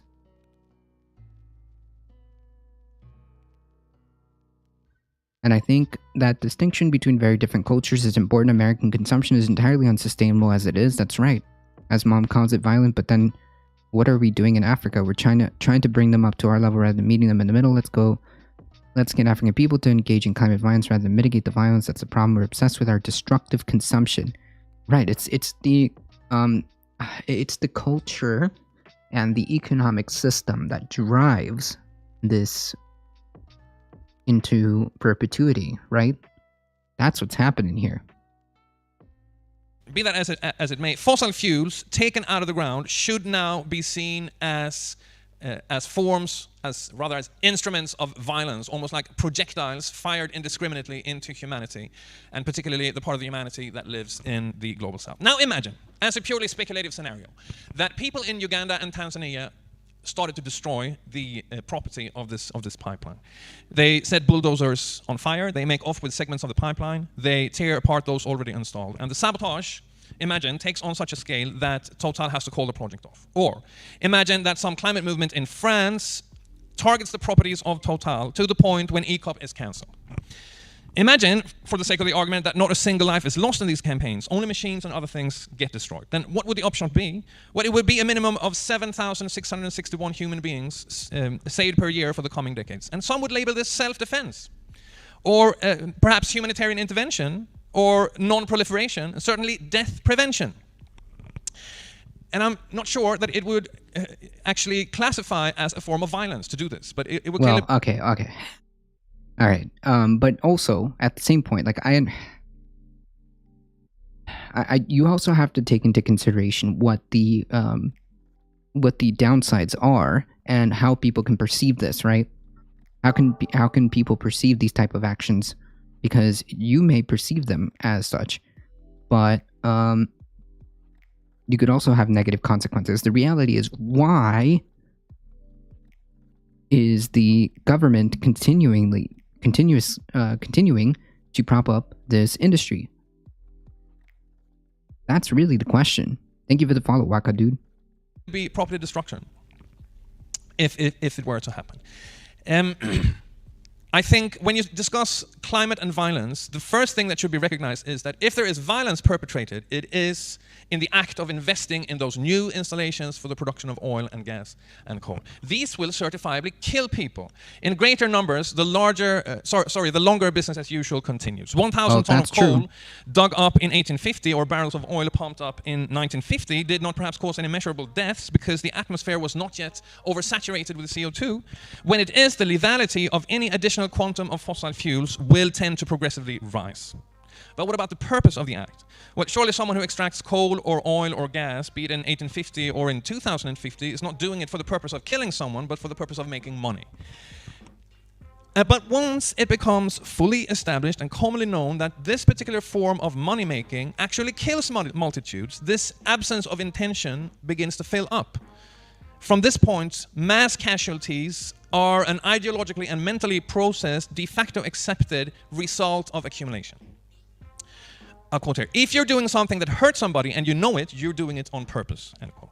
This is what prosecutor Steve Schleicher said. Well, I mean, I agree with that. Like, there's no doubt about that, or at least I have a very, very hard time believing that these fossil fuel executives do not know what's happening. They absolutely know what's happening. These companies who continuously pollute and destroy local ecosystems, who continuously raise acres and acres and acres to the ground with an incalculable damage. They have to know what they're doing. I find it very hard to believe that they don't know. I think that's why I find Mom's militant resistance argument convincing, because the alternative, the diplomacy argument, is that we would somehow come to terms with our own destructive behavior, acknowledge the failure of our culture, and accept that alternatives are potentially better in some ways. That won't happen, and when it does, it's violent. Like Zizek said, to detach oneself from capitalism is a deeply violent act, a painful one even of self-harm. Liberation has a cost. In his closing argument against Derek Chauvin, who was later convicted for the murder of George Floyd. And mutatis mutandis, I think the same applies to fossil fuel production. It is becoming more lethal and more purposeful for every passing year, more in the nature of systematic violence. So the real question then, to me, is not whether people have a moral right to destroy this kind of property that sends mass death flying across the globe. It is why they haven't yet started on a massive scale. Yeah, like, you don't have the right to create so much damage and destruction, right? The whole idea, the whole concept of like, your rights end where you step on somebody else's rights. Like, why do fossil fuel companies have this and incentivized, encouraged, subsidized, coddled, protected? Why do they have those rights protected to destroy not only human health, not only human life, but the planet? And I really want to stress that I'm far from the only one arguing along these lines. Why do massive corporations get the right to do what they do? They quite often, it's not just fossil fuel companies, right? It's not just fossil fuel industries. It's the large animal agriculture industry. It's the large sugar industry that destroys, undeniably, countless, an incalculable amount when it comes to ecological destruction. I mean, just take a look at my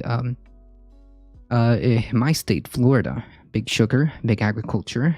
Their runoff has caused so much problems, not only to human health, but to the ecosystems that keep us alive.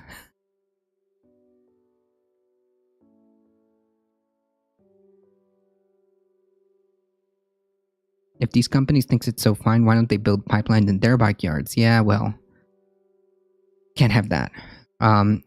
If it was an army rampaging to different continents, killing thousands of people deer from each country, dumping waste in people's wells, burning down their homes, we would like mobilize some kind of force to stop them quickly. But if it's an economic externality, then that's fine. It's just what happens. Enemies are easier to fight when they have a real face, I guess. Yeah, but like they do have a face, right? I mean, how much more in your face can it be when in the United States we are facing unprecedented heat waves? How much more in your face can it be where we're facing consistently unprecedented, record-breaking? Like those are the headlines that we see consistently. Like why?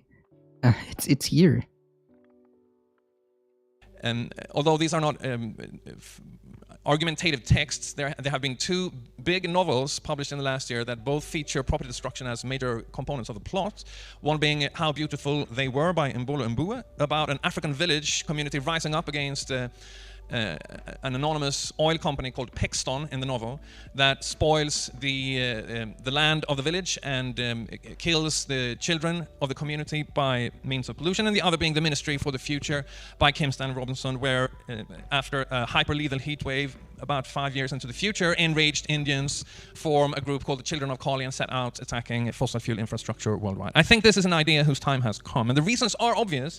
If governments cannot bring themselves to rein in fossil fuel producers, which they really seem incapable of, rather what they're doing is they keep subsidizing and encouraging and abetting them, even of course owning and directly running some of the worst offenders. Damn, didn't I just say that? Huh. Yeah, and I haven't watched a single minute of this, just to be clear. I haven't watched this video. Then people outside of state apparatuses will eventually take the matter into their own hands, or so one would expect.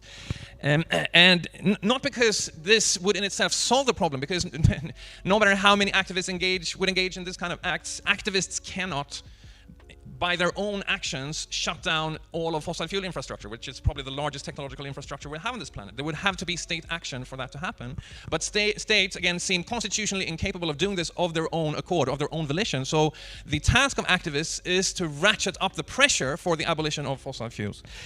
And so I think that escalation is in the air, and the climate justice movement has, as I hope some of you are aware of, unveiled plans for going after one fossil fuel corporation, and the call says we're going to use a diverse array of tactics to disrupt the operations of this corporation through decentralized direct actions spread over the 2 weeks after COP26, namely the company of Total. This campaign is called Collapse Total. Well, exactly. I think that's a wider unspoken point. That is that he's trying to change how we view climate change and environmental destruction. It's not some byproduct, it's an act of violence. We need to see it as violence first, and then only will we have the motivation to act and change it. Yeah, I mean, like, I don't know if you guys have ever seen what it takes to raise acres upon acres upon acres of the Amazon, for example. It is very sad. I don't know if you guys have seen manatees suffering die-offs because we've effectively strangled their food source. Yeah. And it's the call is endorsed by 190 organizations, ranging from Fridays for Future in Uganda and Acción Ecológica in Ecuador to Extinction Rebellion in France and Greenpeace International and a lot of different other organizations. What exactly this diverse array of tactics will contain remains to be seen.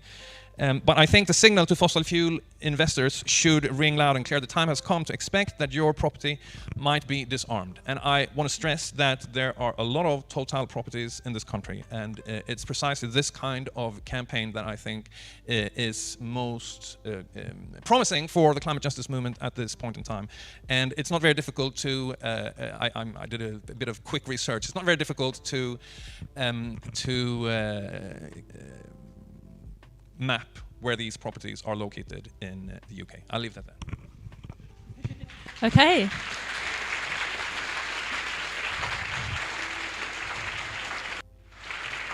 Cool. Thank you very much, Andreas. Lots of food for thought there. Yeah, and if anyone who hasn't read the book yet, obviously get a copy tonight, and it is really interesting, and also addresses something you do address, which is quite powerful, is the climate fatalism as well, and the need to kind of push back against the idea of giving up and so on. But yeah, are there any questions right off the bat? I'll open up with one while people think. Something I What is the adverse effect? What would be the flip side of this, right? Let's just entertain this thought experiment. What is the flip side of this, right? Okay, so a lot of people get together and start disrupting oil pipelines. Fine.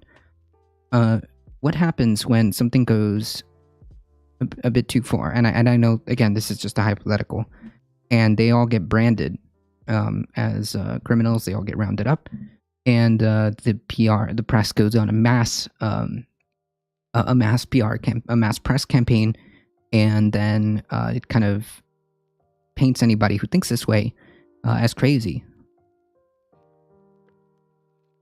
and kind of short circuits the movement.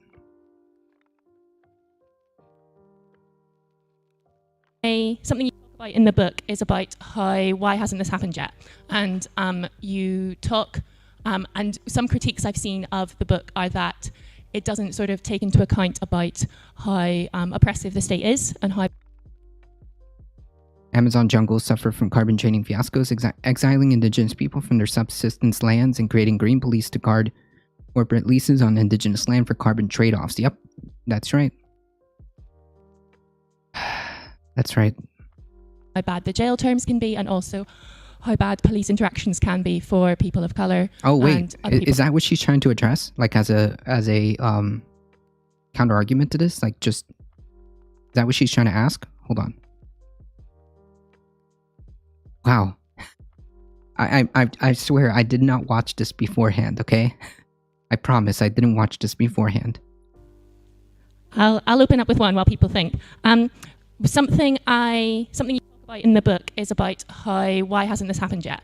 And you talk... Gamer boy, and some thank you for the critiques I've follow. seen of the book are that it doesn't sort of take into account about how oppressive the state is and how bad the jail terms can be, and also how bad police interactions can be for people of color and other people of minorities. So yeah, I just wondered if you... Sorry, a bit of a mean question off the bat, but if you had any good thoughts on that. Well, It's not a mean question. It's to begin with, the intensity of repression and the problem of the carceral state, or whatever you want to call it, I don't see as explanations for the absence of property destruction or more militant tactics. Because there have been, if we stay in the global north, there have been two major social movements in recent years that have been much more militant than what the climate movement has been, even though they have faced exactly the same, if not a worse, repressive backlash. I'm thinking of Black Lives Matter and the uprising after the murder of George Floyd in the US, and the Yellow Vests in France. Two movements that have not been committed to strategic pacifism in the way that the climate movement has been. And I don't think you can explain this discrepancy by saying that climate activists would naturally face more intense repression than what BLM activists or what Yellow Vests, with all their eyes shot out and everything in France, have faced. And if you go outside of the global north, I mean, it's not like because the repression is so insanely intense in Palestine that people stop engaging in resistance. I mean, that doesn't work as an explanatory model for the absence or presence of resistance. Now, when it comes to how people of color are treated by the repressive apparatuses, well, what I touch on when I touch on this in the book, it's to say that the way that XR originally dealt with the police force and with the question of repression was a guarantee that XR stayed as a predominantly white organization. And I'm afraid that Insulate Britain is sort of repeating this mistake, namely the idea that it's a virtue to be arrested. It's something that we should strive for. That the short-term tactical goal is to get people arrested. And putting aside the whole rhetoric about, sending flowers to the police and we're doing this for you too and all this, which I really hope and think that kind of approach is dead after the anti-police protests worldwide last year. I hope so. If you're going to deal with the repression, the first point of departure has to be that you seek to avoid repression. You seek to avoid arrest. You seek to accomplish what you want to accomplish without getting arrested. Not throw yourself into the arms of the police. So that obviously isn't a guarantee that you will succeed, but it should be the premise for how you deal with the problem. Great, thank you. Kind Any of hands? didn't answer that question. Darren's going to run round with the mic, so the person in the purple scarf. My question's the commitment announced today at COP26 around the banks, Mark Carney's coalition that's going to move £150 trillion worth of assets into transition fuels, getting banks away from investing in fossil fuels. How convinced are you that that's going to lead to anything serious, particularly given they made similar commitments in Paris in 2015? It's not. The short answer to that is not. Okay, so I haven't seen this piece of news. I don't know. So who said that banks will change these? I mean, obviously the knee-jerk reaction from a leftist like myself would be to say that this is probably just empty rhetoric, but who knows? I mean, we shouldn't be dogmatic about these things. And okay, if banks are pulling their money out of fossil fuel investments and placing them somewhere else, then obviously that's a good thing. And it's what divestment campaigners have been arguing for a long time. But as you hinted at, I mean, did you say it doesn't matter? He said that to avoid it altogether. Might have been heard before, and we don't know exactly what it will mean if banks will actually do this. An interesting irony here is that if the major fossil fuel companies, BP, Shell, Exxon, Chevron, all of those companies, would become more dependent on their own internal sources of capital for investment, then that would probably force them to extract more of their fossil fuels to finance their own operations. There's a really good paper written by Brett Christophers on this that outlines just how much more profitable fossil fuel projects are for these companies than renewable projects. So it's a difference. So typically a renewable energy project will yield a profit of between 4 to 5% for these companies, whereas a fossil fuel project will yield profits in the range of 14 to 15%. So roughly 3 times more. And this is why these corporations, despite all the talk of going net zero on this or that date, are still primarily accumulating their capital by investing in fossil fuels. Oh, I see. Okay. Okay. And if banks were to retreat from these companies and say, no, we're not going to fund your projects, these companies would be more dependent on their internal sources of revenue for reinvestment. He writes about this in the article. I don't know about this particular declaration, and we shouldn't dismiss everything coming out of COP26 as necessarily, by definition, being lies and greenwashing. I mean, there are processes underway, including reactions, of course, to popular forces and protest and demand, and concessions can be made from. Yes, this is a bit of. I understand what he's saying, but I just don't like. I just can't believe any of these promises, or empty rhetoric, as he called it earlier. Not that I outright dismiss any of these things. Not that I disagree with the idea that we should be moving towards decoupling ourselves from fossil fuels and all this other stuff, but I just can't help but think that they're not telling us the truth, especially with their actions, right? Because like, if you're out there, especially like from a perspective here from America, if you're out there telling people that we are going to do X, Y, and Z, we're doing our part, and you should be doing your part, and we're committed to doing X, Y, and Z. But then you surrender to the fossil fuel industry and grant them permits, leases, subsidies.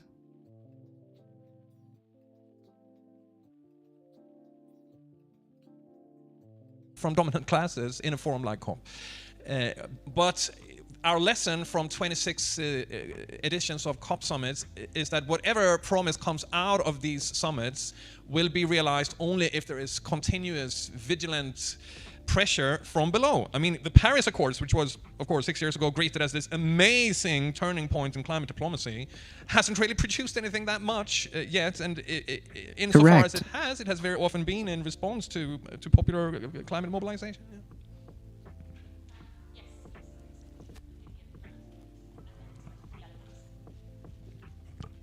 France has a kind of reputation of disobedience, I'd say. Whereas in this country, I feel that there's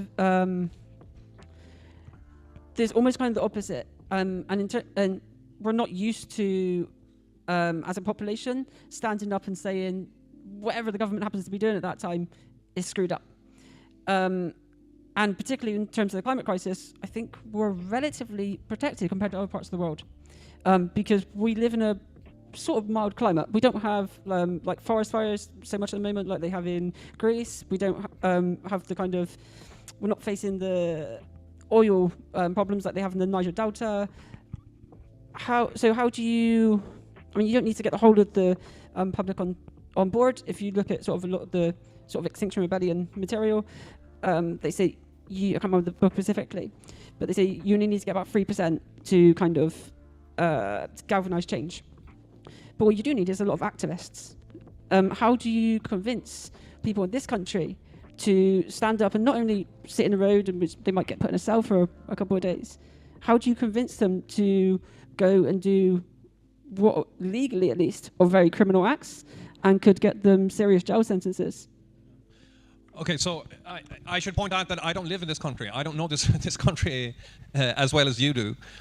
First, on France, it is paradoxical in my view that that country, which is the one in Western Europe that has a living tradition of social struggle, with cycles of popular rebellion that very often features property destruction on quite significant scale and confrontation with the police, has not produced a climate movement that is anywhere near a target.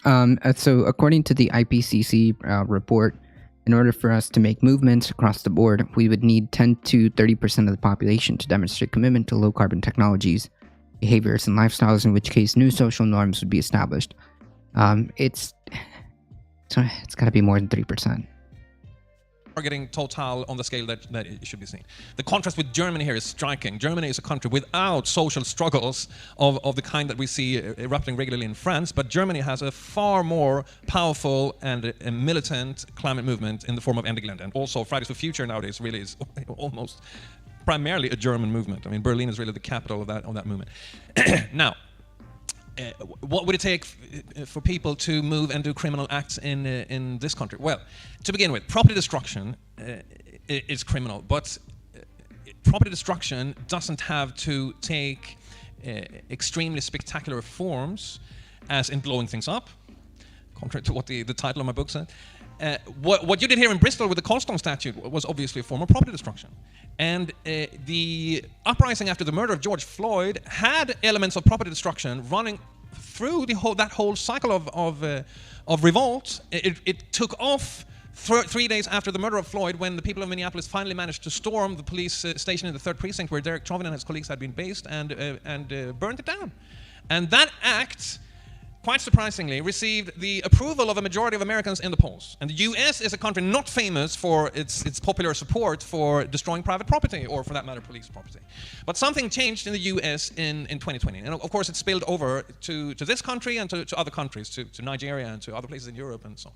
And I think the key moment in that sequence of events was the storming of the police station in Minneapolis, because I'm here drawing on Vicky Osterweil's writings on this in The Nation and she argued that what this act did was it took the police into the realm of history. So it broke a certain paralysis. Thanks for playing this fast. In the I mean, face of it's not too fast. Violence from the police forces against African Americans. This being seen it's only as at 1.25. a kind of preordained fate, almost a law of nature, something that just happens and goes on. How's it going, Dr. Jagenrider? There's nothing we can do about it. And this is exactly the kind of paralysis that needs to be broken about fossil fuel infrastructure, where people resign themselves and feel that, well, this continuous expansion of oil and gas, and in Germany and other places coal, and here as well with the mine in Cumbria, is just something that happens, and there's nothing we can do about it. This needs to be broken through some kind of equivalent act of disruption of this infrastructure that demonstrates to people that this infrastructure does not stand above what people can do.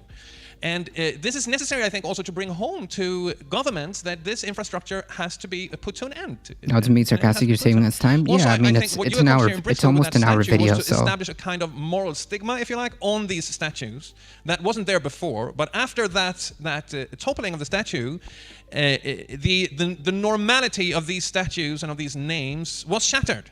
And I think it's something similar we need here when it comes to the climate. And I do think that you certainly have enough problems from global heating in this country to, I mean, imagine that you had some kind of act of property destruction or similar when there is a flooding happening, a very bad situation of flooding in the UK, or some other kind of bad climatic impact. I think you would stand a good chance to get popular support for this by telling people that this is what has to end.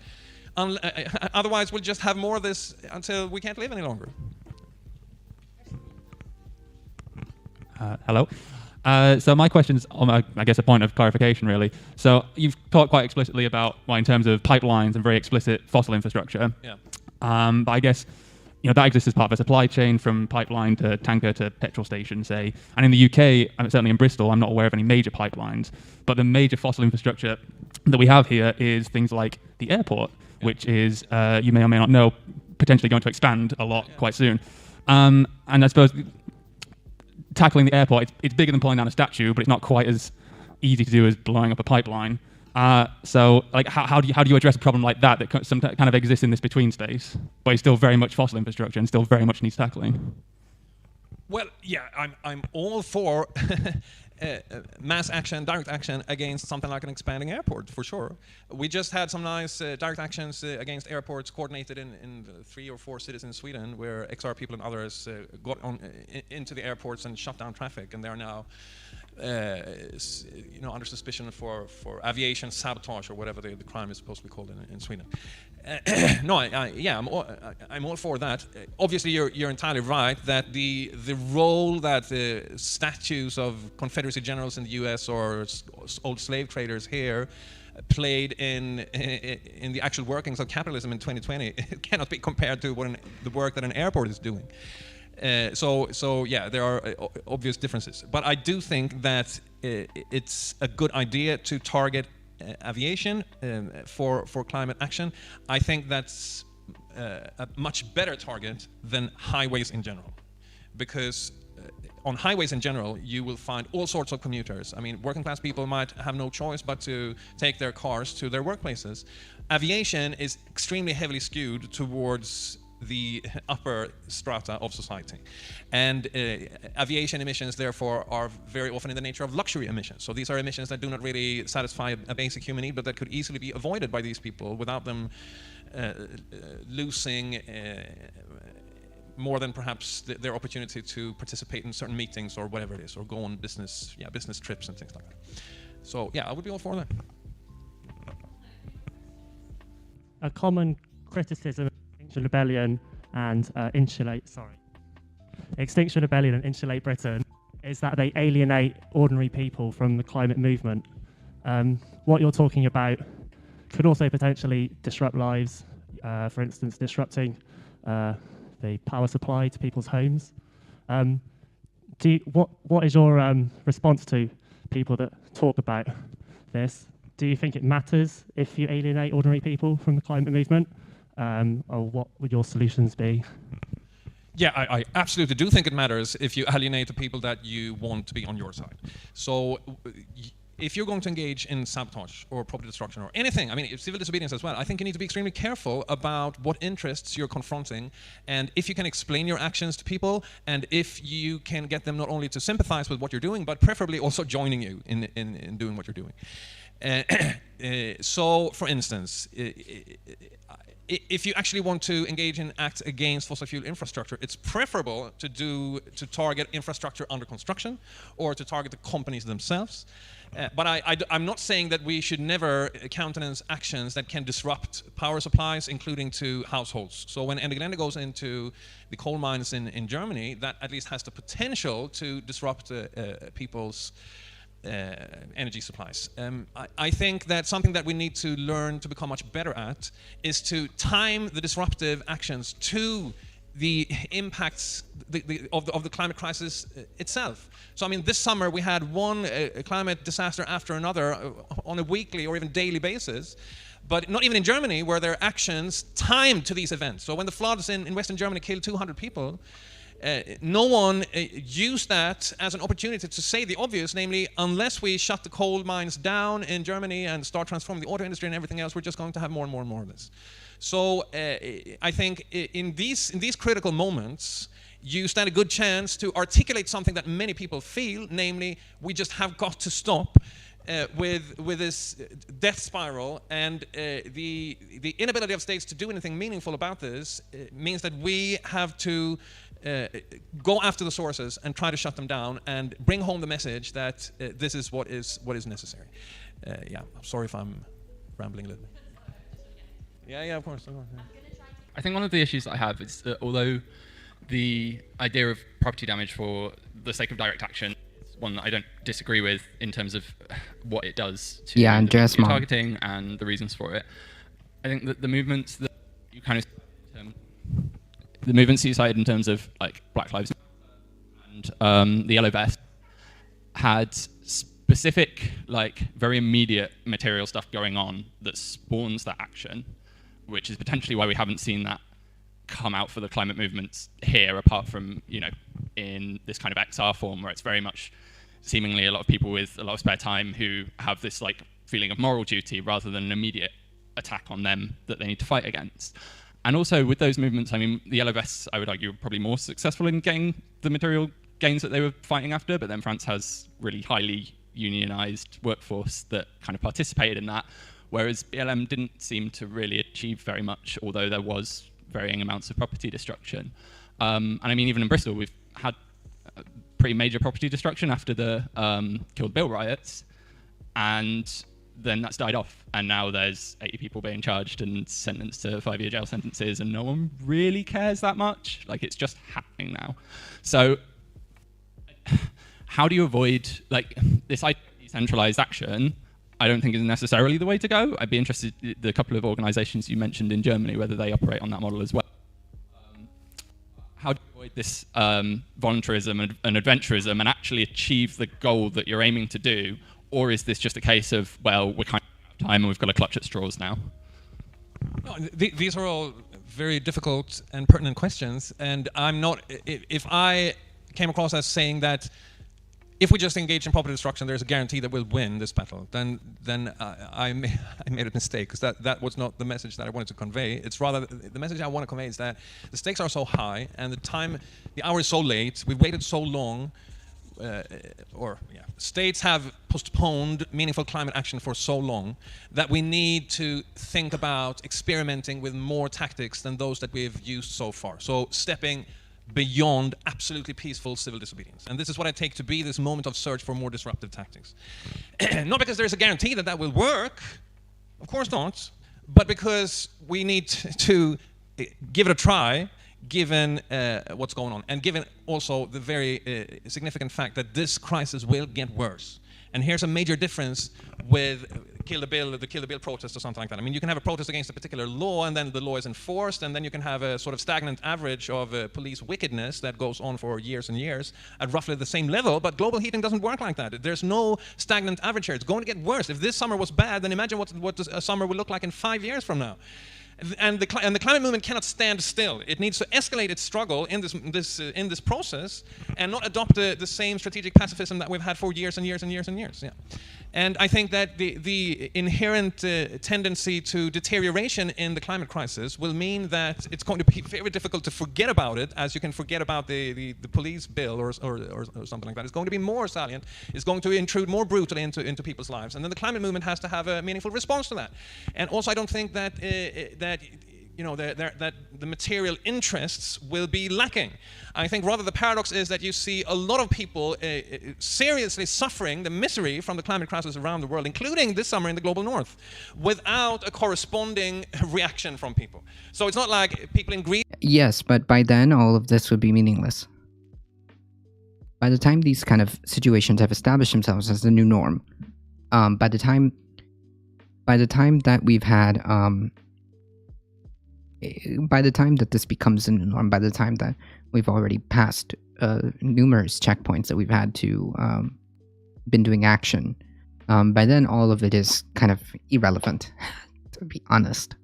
By then all of that would be irrelevant, because you've already set chain reactions that are beyond our control, or really understanding the severity of that at that point. Greece or Italy, for instance, just to take Thank you two for the follow, Postmodern countries in Prometheus. Europe that suffered quite badly this summer, didn't have material interests at stake. But those material interests were not translated into attacks on Eni, for instance, the giant oil company in Italy, or all the pipelines crossing the Adriatic, or the coal mines in Greece. And it's that missing element of popular anger that needs to be rectified, I think. And the task of the climate movement is to act here. I do notice how it's been absent from discussion so far. Well, I agree. You have to get the people role of aware. You have to get workers people and angry and noticing what's happening, and tie it to the proper source, right? unions in the industries that you're talking about, because as far as I'm aware, there hasn't been much work in the climate movement to engage unions and things like this, and there's more than one way to shut down an industry. You can blow it up, or the workers can cease to do the work that is necessary for the industry to run. Thank you. So I guess my question is, why has the environmental movement so far failed to engage unions and workers, or you might disagree that it has, and the answer to that question is because it hasn't been put in the sense that people understand, and there has been a very good effort to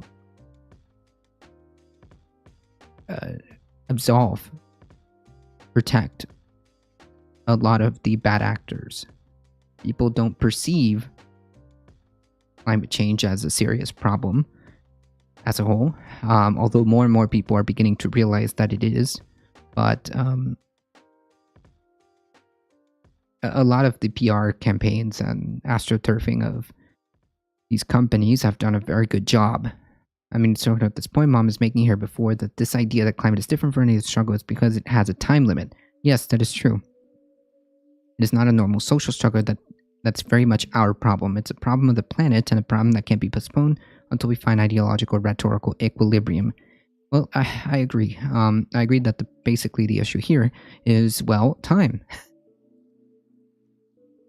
do you see as the role for the future? We don't have the luxury of, waiting, or we don't have the luxury of, well, if a law gets passed and we don't like the law, we can kind of do what we need to do, work in the parameters that we need to work with to finally get it repealed or get it under control or anything like that. We don't have that luxury here, because by the time all this happens, it will basically be too late.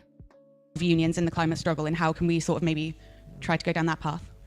Well, so my first response to this would be that the climate movement has made quite a few attempts to reach out to the climate movement and translate its politics into unionist projects. So, 10 years ago, or rather 12, 13 years ago, there was a lot of buzz around the concept of 1 million climate jobs, promoted a lot in this country and at various COPs.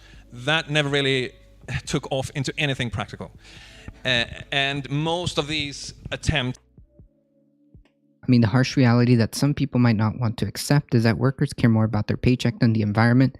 That's because, that might be because they're poor, might be because they have their debt, which ties into poor economic situations, might be because they want to pay their kids' college, again, in an economic situation, or buy a house, again, in an economic situation, or they're just selfish. Maybe. But at the end of the day, they choose not to act in many ways. It's not as if climate change is some abstract concept that they can't understand, like dark matter. Well, it's not that they can't understand it. It's just that, by and large, we've been told that everything is okay. Don't look up. Have come to naught.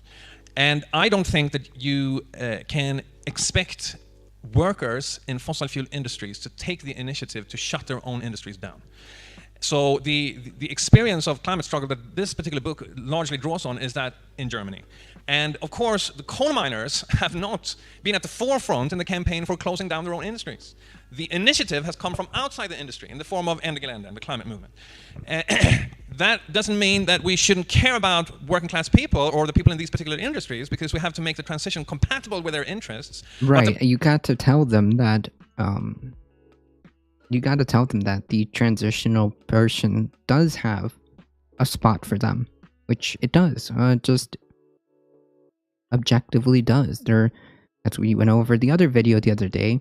A lot of these offshore wind infrastructure is almost compatible or almost identical to offshore oil rigs. The skills and the hand skills that is required to make these and take care of these infrastructures for renewable energy systems are compatible with fossil fuel. Prime mover in the climate struggle will not be workers in the industries that need to be shut down, I think.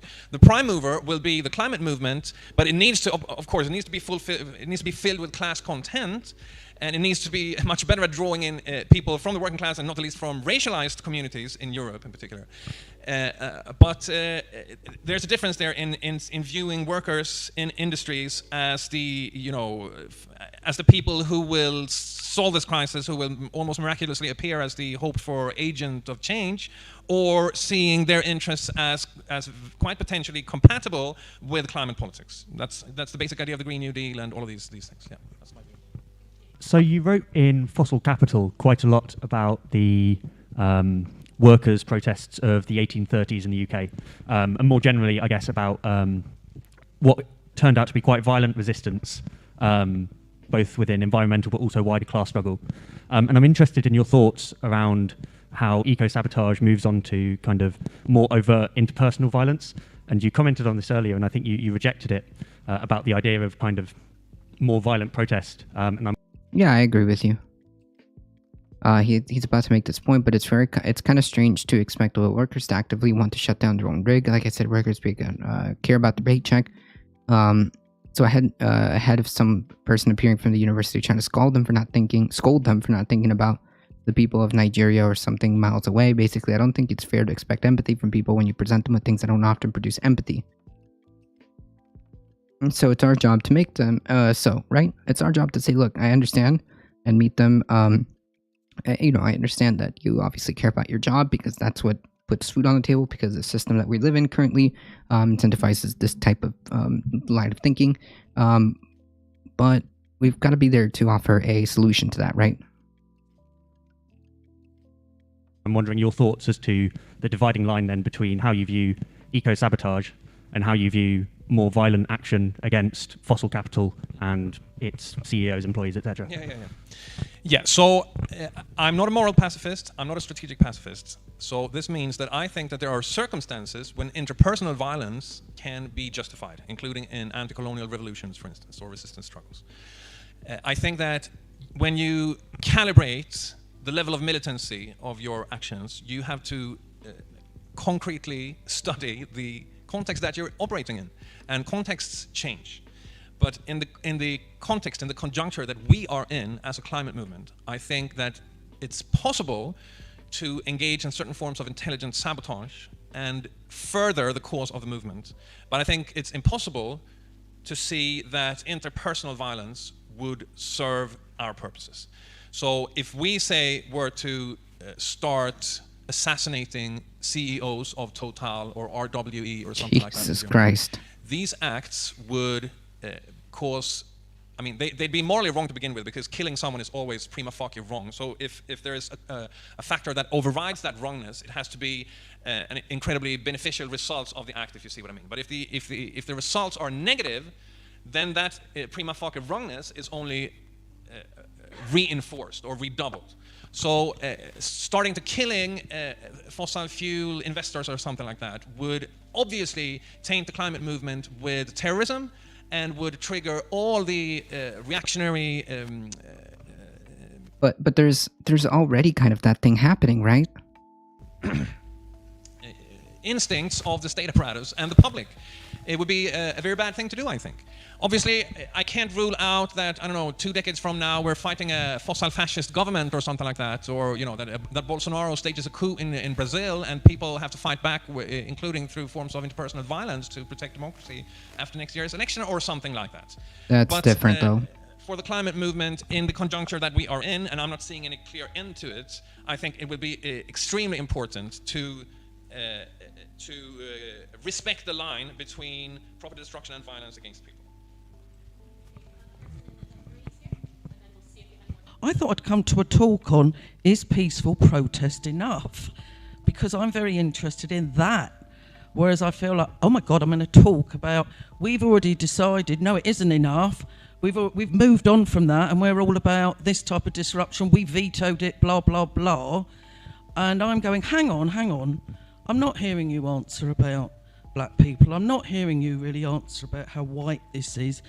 And I've just got these different bits I've written down. I feel we really, really need debate. Like, this is the most people I've seen in one room, because I'm not in exile. And it's fantastic having this amount of people. I thought we might be doing little breakout groups, talking about tactics and... But are we going to do that? You know, like, there's people who are expressing other views, and I'd love to have room for other views and be looking at things. I've been running a campaign for 6 months at College Green every single week against the police and crime bill, where I wanted to do it in a different way. And I meet the public every week. I talk to a range of people every week. I care about the public. They feel so isolated. They're so disengaged. They feel so hopeless. And what are they? They're given alcohol. And I think I understand your point, and I thank you for this question, just as I thank the comrade in the back for the question, because it gives me an opportunity to clarify that I'm not saying that property destruction is the panacea or is the one thing that people should do exclusively at the expense of peaceful protest. I am of the... I understand his point, but it feels very, very, for lack of a better word, it feels like he's trying to have it both ways. But I think what he's trying to say, and I'm going to try to translate that in my head, maybe James, you can qualify this, but I think what he's trying to say is that this type of action should be on the table, right? I think that's his point. I think his point is that it's okay to put this on the table. That's it. So, virtually all climate activism that I've done myself falls under the category of peaceful protest. And I expect that to be the case in the future as well. Virtually all of it. Now, I also think that the bulk of the activities of the climate movement will have to be peaceful for the foreseeable future. Just as the bulk of the activities in the uprising after the murder of George Floyd were peaceful. But there was a component of more militant protest in that movement. And this is what I'm arguing, that we should open up for a greater diversity of tactics in the climate movement that doesn't exclusively contain peaceful protest. Although that will absolutely have to be the major part of it. Because it is easier to engage in peaceful protest. It is easier to get families and kids and people with disabilities or whatever to do that kind of protest as opposed to... I think that he should have just said that. I think that he should have just said that. I'm sure the book is different, but I think he should have just said that because it gives the perception of the opposite. So basically how he talks about it in the book, that he basically argues that militancy has a space, and it's a space when situations become desperate and there's no real progress being made, which is absolutely the climate. Yeah, I mean, like, you've got corporations who are capturing governments across the world. You have essentially a system that not only coddles this effectively what has become a runaway train. This climate crisis is basically a runaway train, and our system continues to perpetuate it, to encourage, incentivize, coddle, subsidize. Doing very high profile, high adrenaline property destruction, be it in a crowd or in a small group. It's not easy. It's not easy to protest and join a demonstration, but it's easier than destroying a piece of property, I do think. Yeah. Cool. Certainly some interesting ideas there.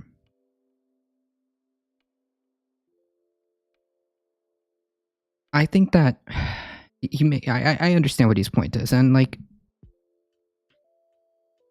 it does have a space, and I think that if situations become so desperate to the point where there's no movement being done or there's no concessions being done, there are governments, including ours, that continue to lie to us, that continue to make no action. In fact, they make the opposite.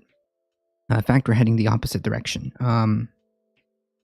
At some point, something is going to give. And that is up to us as to what that, quote, something is that is going to give, right, effectively. And I think that an example of how you can make the powers that be uncomfortable is by doing, an example would be, it's by doing direct action. It's a shame because the woman asked the question. I would have actually recommended a book to her. I know it's now a meme called Seeing Like an Activist by Erin Pineda. She uses that book to kind of debunk the myth that civil rights were not a peaceful movement, but more of a hybrid disobedience. Well, yeah, I mean, like, there's literally archives and documents about this. Certainly, absolutely, James. This just didn't happen by kumbayaing, you know? I agree. This didn't just happen by kumbayaing with everybody. No, not necessarily. And I think that after you get to a point where things become desperate,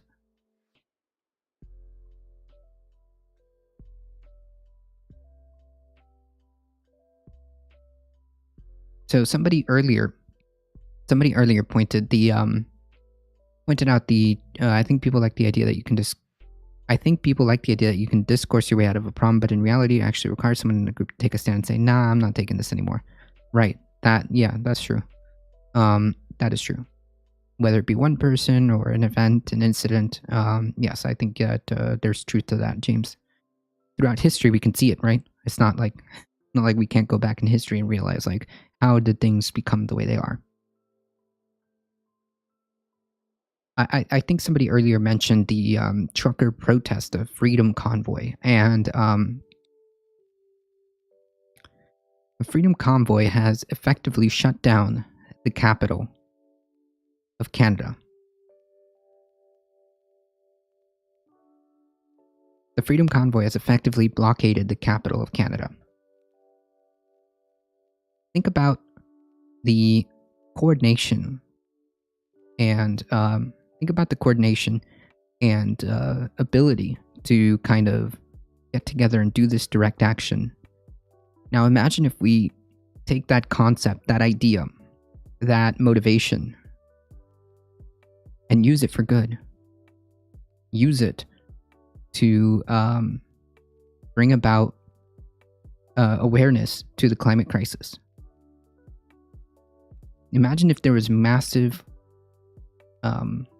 walkouts, strikes, blockades for the climate crisis.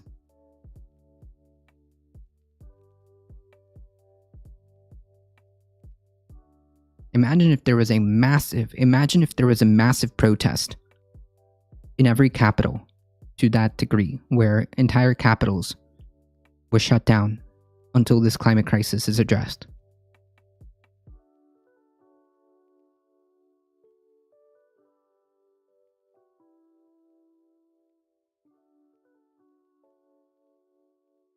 Correct.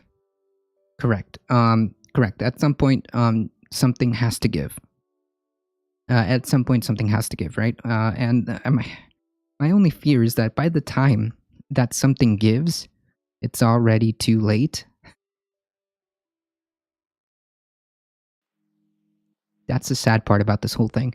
By the time something gives, by the time something says, somebody says, I'm not going to take it, by the time there's a distinctive incident, act, or protest that kind of kicks off what needs to be done, it's already too late. That being said, it doesn't mean that we shouldn't keep trying, right?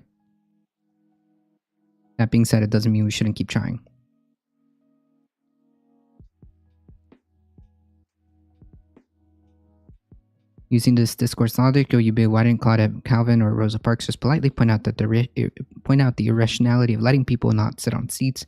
The act was distinctly disobedient, and it was the way the message was really expressed. Yeah, exactly correct. Yeah, I mean, like I said, for better or for worse, or like however you think about what's happening, for example, in Ottawa, these massive, when people really want to stand up to whatever they feel like, again, just whether you agree with them or not. My point is that disobedience to the point where you have the organizing capabilities to shut down the capital of a country. That's the kind of that's the kind of scenario we need yesterday for the climate crisis. That's basically my point. If that makes sense, right? We need that kind of energy and that kind of direct action to seriously bring up and get enough people on board to realize what is happening.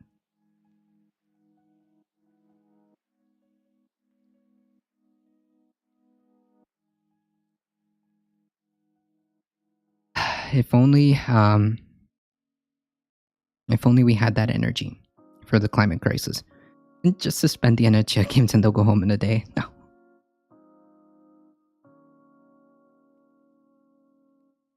My point is, where's that energy for things that matter like the climate crisis?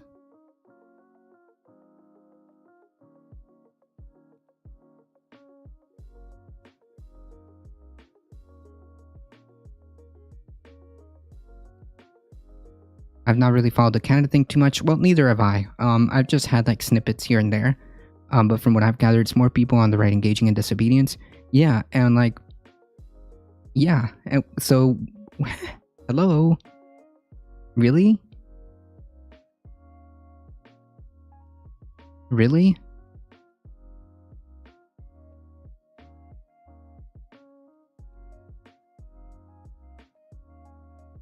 They've literally managed to shut down Ottawa.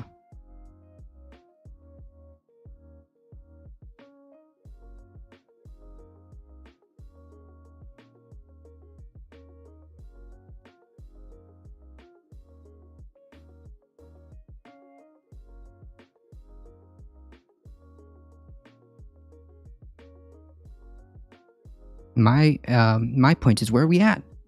Where are we at?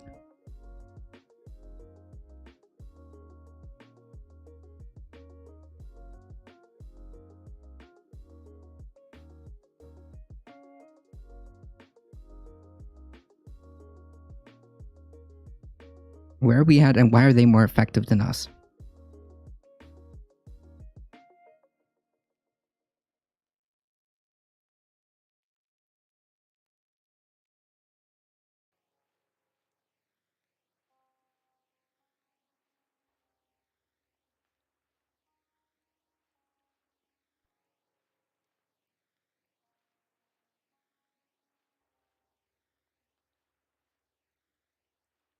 It's really frustrating, is basically the TLDR is what I'm trying to say. It is really frustrating with something so important. So important, like the climate crisis, something that we know for sure without like being hyperbolic. We know for sure that is infinitely, by and large, infinitely a more important issue. It should be the issue. And yet, we can't seem to coalesce into like meaningful action while governments continue to promise us nothing. Basically, empty words, empty rhetoric, while companies lie continuously while making record profits, while companies destroy ecosystems for profit. And we can't manage to coalesce around this. But yet some truckers get really big mad and they're somehow able to mobilize and motivate and shut down the Capitol.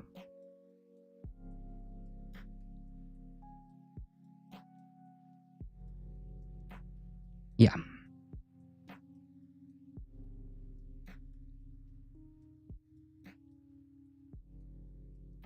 Anyways, that being said, folks, thank you guys for joining. I really appreciate it. Thank you to the Benjamin P. Dixon Show for rating. Thank you to all the new follows. You guys are what makes this channel grow. If you guys do enjoy the content, sorry about that. High Tech Dragon, hey, welcome. If you guys enjoy the content, don't forget to hit the follow. You get 5 free emotes. 5 free emotes, including Bakita the cat. So make sure you hit that follow button. Who are the deadbeat losers with no jobs now? They've always said this about the left, yet they make the time. Yeah, because it turns out when when people get motivated enough, it doesn't matter. So, like, out of all the things,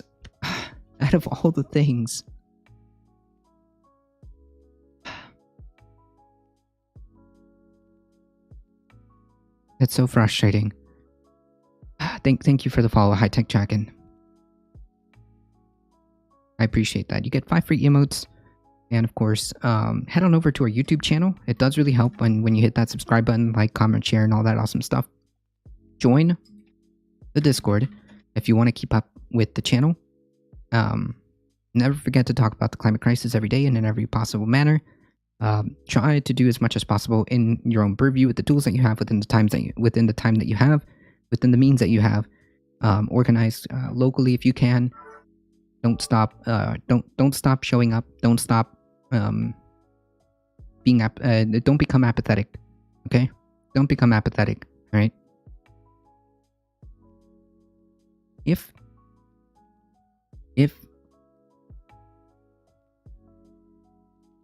a population, if the truckers in Canada, in Ottawa, can get really big mad, why can't we? Folks, we are heading out here. Thank you guys so much as always. Please stay safe. Please take care of each other. I love y'all, and we hope to see you guys in the next one. See ya. Thank you, Astro.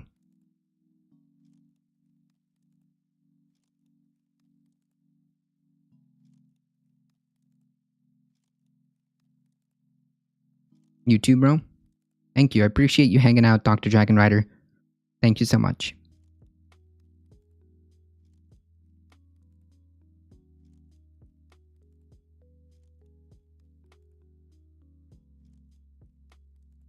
Speaking of environmentalism, the chap is a fantastic person when it comes to